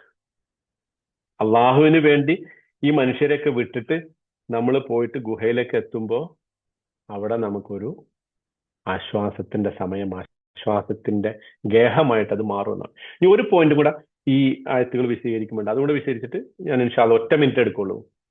ഈ ബേസിൽ ചില ആളുകൾ പറയുന്നുണ്ട് നമുക്ക് എന്ത് ചെയ്യണം, എവിടെയെങ്കിലുമൊക്കെ ഫിത്ന ഉണ്ടായി കഴിഞ്ഞാൽ അവിടെ നിന്ന് പോയിട്ട് നമുക്ക് വല്ല ഗുഹയിലോ ഹിമാലയത്തിലോ ഒക്കെ പോയിട്ട് സന്യാസം ഇരിക്കണം. ഇത് നമ്മുടെ ചില ആളുകൾ വാദിക്കുന്ന, യമനിൽ പോയിട്ട് ആടിനെ മേക്കണം, സിറിയയിൽ പോയിട്ട് പിന്നെ യുദ്ധം ചെയ്യണം, കാരണം കേരളത്തിലും ഇന്ത്യയിലും ഒന്നും നമുക്ക് ജീവിക്കാൻ പറ്റണില്ല എന്നൊക്കെ പറയുന്ന ആളുകളുണ്ട്. അതിനൊക്കെ ഘടകവിരുദ്ധമാണിത്. അതായത് ഓഫ് കോഴ്സ് നമ്മുടെ വിശ്വാസത്തിന്റെ പേരിൽ നമ്മളെ പുറത്താക്കും, നമ്മൾ വധിക്കപ്പെടും, എക്സ്ട്രീം സിറ്റുവേഷനിൽ നമുക്കത് ചെയ്യേണ്ടി വരും. അതല്ലാതെ ഇവിടെ ഇപ്പൊ ഫിത്തിനാണ്, ഇതാണ്ട യൂട്യൂബ് ഉണ്ട്, ഇവിടെ ഇൻസ്റ്റാഗ്രാം ഉണ്ട്, ഇവിടെ ഭയങ്കര പരീക്ഷണമാണ്, പിന്നെ ഫിത്തിനെയാണ് എല്ലായിടത്തും. അതുകൊണ്ട് ഇതിനൊക്കെ മാറിയിട്ട് നമ്മൾ പോയിട്ട് വല്ല കാട്ടിലോ, അങ്ങനെ ഒരു പണി ഇസ്ലാമിലില്ല. നമുക്കിപ്പോ ഒറ്റ കാര്യം ആലോചിച്ചാൽ മതി. നമുക്ക് ദീനില് നമുക്ക് നമസ്കരിക്കുമ്പോൾ ഏറ്റവും കൂടുതൽ ഖുശൂ കിട്ടുന്ന എപ്പോഴാ? ഒറ്റയ്ക്ക് നിസ്കരിക്കുമ്പോഴല്ലേ അല്ലെ? ഒറ്റയ്ക്ക് നിസ്കരിക്കുമ്പോൾ ആരുമില്ലാതെ വേണമെങ്കിൽ ലൈറ്റ് ഒക്കെ ഓഫ് ചെയ്തിട്ട് കണ്ണു അടച്ച് നിസ്കരിക്കണമെങ്കിൽ നല്ല ഖുശൂ കിട്ടും. പക്ഷെ എന്താണ് നിസ്കാരത്തെ കുറിച്ച് റസൂല് പറഞ്ഞത്? നിങ്ങൾ പള്ളിയിൽ പോയിട്ട് ആ ലൈറ്റിൽ ജനങ്ങളുടെ ഒക്കെ ഒപ്പം, അവിടെ ആയിരക്കണക്കിന് ആളുണ്ടെങ്കിൽ, 100 കണക്കിന് ആളുണ്ടെങ്കിൽ, 10 ആളുള്ളെങ്കിലും ആ ജമാഅത്തായിട്ട് നിസ്കരിച്ച 27 ഇരട്ടി പ്രതിഫലമുണ്ട്. എന്തായിരിക്കും അതിന്റെ കാരണം? ഇതങ്ങനെ ഒറ്റക്ക് ഒരു ധ്യാന നിരതനായിട്ട് മാത്രം ഇരിക്കാനുള്ള ഒരു മതമല്ല. നിങ്ങൾ നിസ്കരിക്കാനാണെങ്കിലും പള്ളി പോയി ആളുകളെ കണ്ട് സംസാരിച്ച് അവർക്ക് കൈ കൊടുത്ത് അപ്പുറത്തും ഇപ്പുറത്തും നിൽക്കുന്നവരോടൊന്ന് ചിരിച്ച് അവരോട് വിശേഷം ചോദിച്ച് അവരുടെ കാര്യങ്ങളിൽ ഇടപെട്ട് ഇങ്ങനെയൊക്കെയാണ് ഈ ദീൻ. ആളുകളുമായിട്ട് ഇടപഴകലാണ് ഈ ദീൻ. അല്ലാതെ ഒരു മഅസല്, അതാണ് അത് വൈദ്യുതൽത്തുമുഹം എന്ന പദം പറയുമ്പോൾ നമ്മുടെ മനസ്സിൽ ഉണ്ടാവേണ്ട ഒരു പോയിന്റ് അതാണ്. അതേസമയം നിങ്ങൾ നിസ്കരിച്ചാൽ നിങ്ങൾ വിശ്വസിച്ചങ്ങളെ കൊല്ലും, നിങ്ങൾക്ക് ഇവിടെ നിൽക്കാൻ പറ്റില്ല എന്നൊരു ഘട്ടം വന്നാൽ ചിലപ്പോൾ പോണ്ടി വരും. അതുകൊണ്ടാണ് മക്കയിൽ നിന്ന് മദീനയിലേക്ക് നബി ഹിജ്റ പോയത്. മക്കയിൽ നിന്ന് തന്നെ ആളുകളെ ഹബശയിലേക്ക് അയച്ചു, അബസീനയിലേക്ക് അയച്ചു. പക്ഷെ ആ ഓർഡർ കിട്ടുന്നത് വരെ മക്കയിൽ നിന്നു. 13 വർഷം മക്കയിൽ നിന്നു റസൂല്. പ്രവാചകത്വം കിട്ടിയതിന് ശേഷം ഭയങ്കരമായിട്ട് പീഡിപ്പിക്കപ്പെട്ടു. പക്ഷെ അപ്പോഴൊന്നും പോയില്ല. അവസാനം ഒരു രക്ഷയില്ല, ഇനി എവിടെയെങ്കിലും പോയാൽ മാത്രമേ ഈ ദീൻ വിജയിക്കുള്ളൂ എന്ന് കണ്ടപ്പോഴാണ് റസൂല് പോയത്. അപ്പോ രണ്ടിന്റെയും ഒരു മധ്യമ നിലപാട്, ഒരു എക്സ്ട്രീം നിലപാട് പറ്റൂല. ആളുകൾ എന്നെ ബുദ്ധിമുട്ടിക്കുന്നു, എനിക്ക് അങ്ങോട്ട് തിരിയാൻ വയ്യ, അങ്ങോട്ട് തിരിയാൻ വയ്യ, അവിടെ ഫിത്ന, ഇവിടെ ഫിത്ന, അവിടെ പ്രശ്നം, ഇവിടെ പ്രശ്നം, അതുകൊണ്ട് ഞാൻ ഇതൊക്കെ വിട്ടിട്ട് വല്ല ഹിമാലയത്തിലും പോയിട്ട് സന്യാസിരിക്കുക, അവിടെ ആടിനെ മേയ്ക്കുക, ഇവിടെ ഈ പറഞ്ഞ പരിപാടി ദീനിലില്ല. ആളുകളോടൊപ്പം ജീവിച്ച് അവരോടൊപ്പം നിന്ന് അവരുടെ പ്രയാസങ്ങളെ അറിഞ്ഞ് മനസ്സിലാക്കി ഒക്കെ പോകുമ്പോഴാണ് ഈ ദീൻ പൂർണ്ണമാവുക. അപ്പോ അങ്ങനെ അള്ളാഹിന്റെ മാർഗത്തിൽ നമ്മൾ ഓടിപ്പോകേണ്ടി വന്നാൽ പോകുമ്പോ അള്ളാഹുവിന്റെ കാരുണ്യം, അവന്റെ റഹ്മത്ത്, അവന്റെ മിർഫത്ത് നമുക്ക് ലഭിക്കും. ഇതാണ് ഈ ആയത്തിന്റെ ഏറ്റവും എന്താ പറയാ, ഒരു കീ തീം എന്ന് പറയുന്നത് ഈ ഒരു പ്രിൻസിപ്പിൾ ആണ് കേട്ടോ. ഓക്കെ, ഇനി ഒരു 5 മിനിറ്റ് വേണമെങ്കിൽ എന്തെങ്കിലും അത്യാവശ്യം സംശയം ഉണ്ടെങ്കിൽ ചോദിച്ചിട്ട് നമുക്ക് പിരിയാം. എനിത്തിങ്? ചോദിച്ചോളൂ ഖദീജ. ഇത് സീൻ ചേഞ്ച് എന്നല്ലേ പറഞ്ഞത് ഈ ആയത്ത് സ്ഥലത്തും കഴിഞ്ഞിട്ട് വരുന്നത്? പക്ഷെ എനിക്ക് അത് മനസ്സിലായിട്ടില്ല എന്താണ് പിന്നെ അതിന് അറബിക്ക് പറഞ്ഞ ഇസ്തിറാലിയ, അതായത് അള്ളാഹ് പറയുന്ന ഒരു വാചകമായിട്ട്, അതായത് അതല്ലേ ചോദിച്ചത്?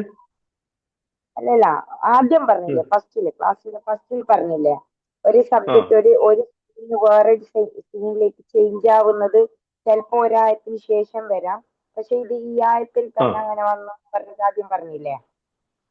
ഇൽത്തിഫാത്ത്. എന്താണ് ആ വേർഡ് എന്താ പറഞ്ഞ? ഇൽത്തിഫാത്ത്, ട്രാൻസിഷൻ. അതെ. അപ്പൊ ഈ ആയത്തിൽ അത് എന്താന്ന് എനിക്ക് മനസ്സിലായിട്ടില്ല. ഓക്കെ പറഞ്ഞുതരാം.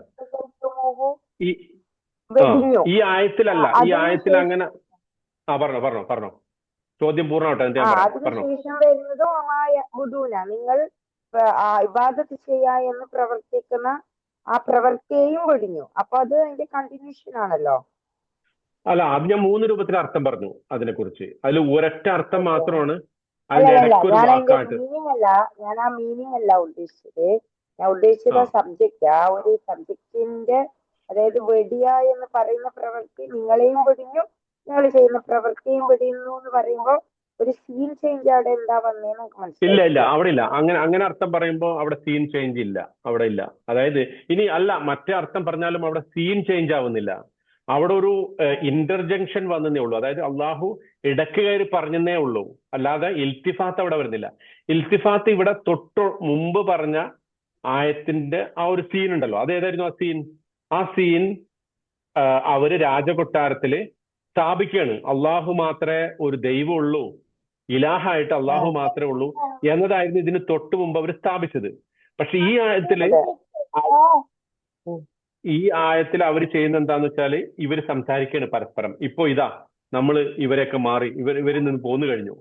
പിന്നെ ആ ആയത്തിന്റെ അർത്ഥം പറയുന്നിടത്താണ് നമ്മൾ പറഞ്ഞത് അള്ളാഹു ഇടക്ക് കയറി അവരുടെ ഒരു സിറ്റുവേഷൻ, ഒരു ഫാക്ട് പറയുന്നതാണ്. പക്ഷെ അവിടെ അപ്പൊ ഇൽത്തിഫാത്ത് ഇല്ല. ആ ഫാക്ട് അങ്ങനെ തന്നെയാണ്, സീൻ അത് തന്നെയാണ്. സീനിൽ ഇൽത്തിഫാത്ത് ഇല്ല, അവിടെ ട്രാൻസിഷൻ ഇല്ല. ഓക്കെ, ശരി.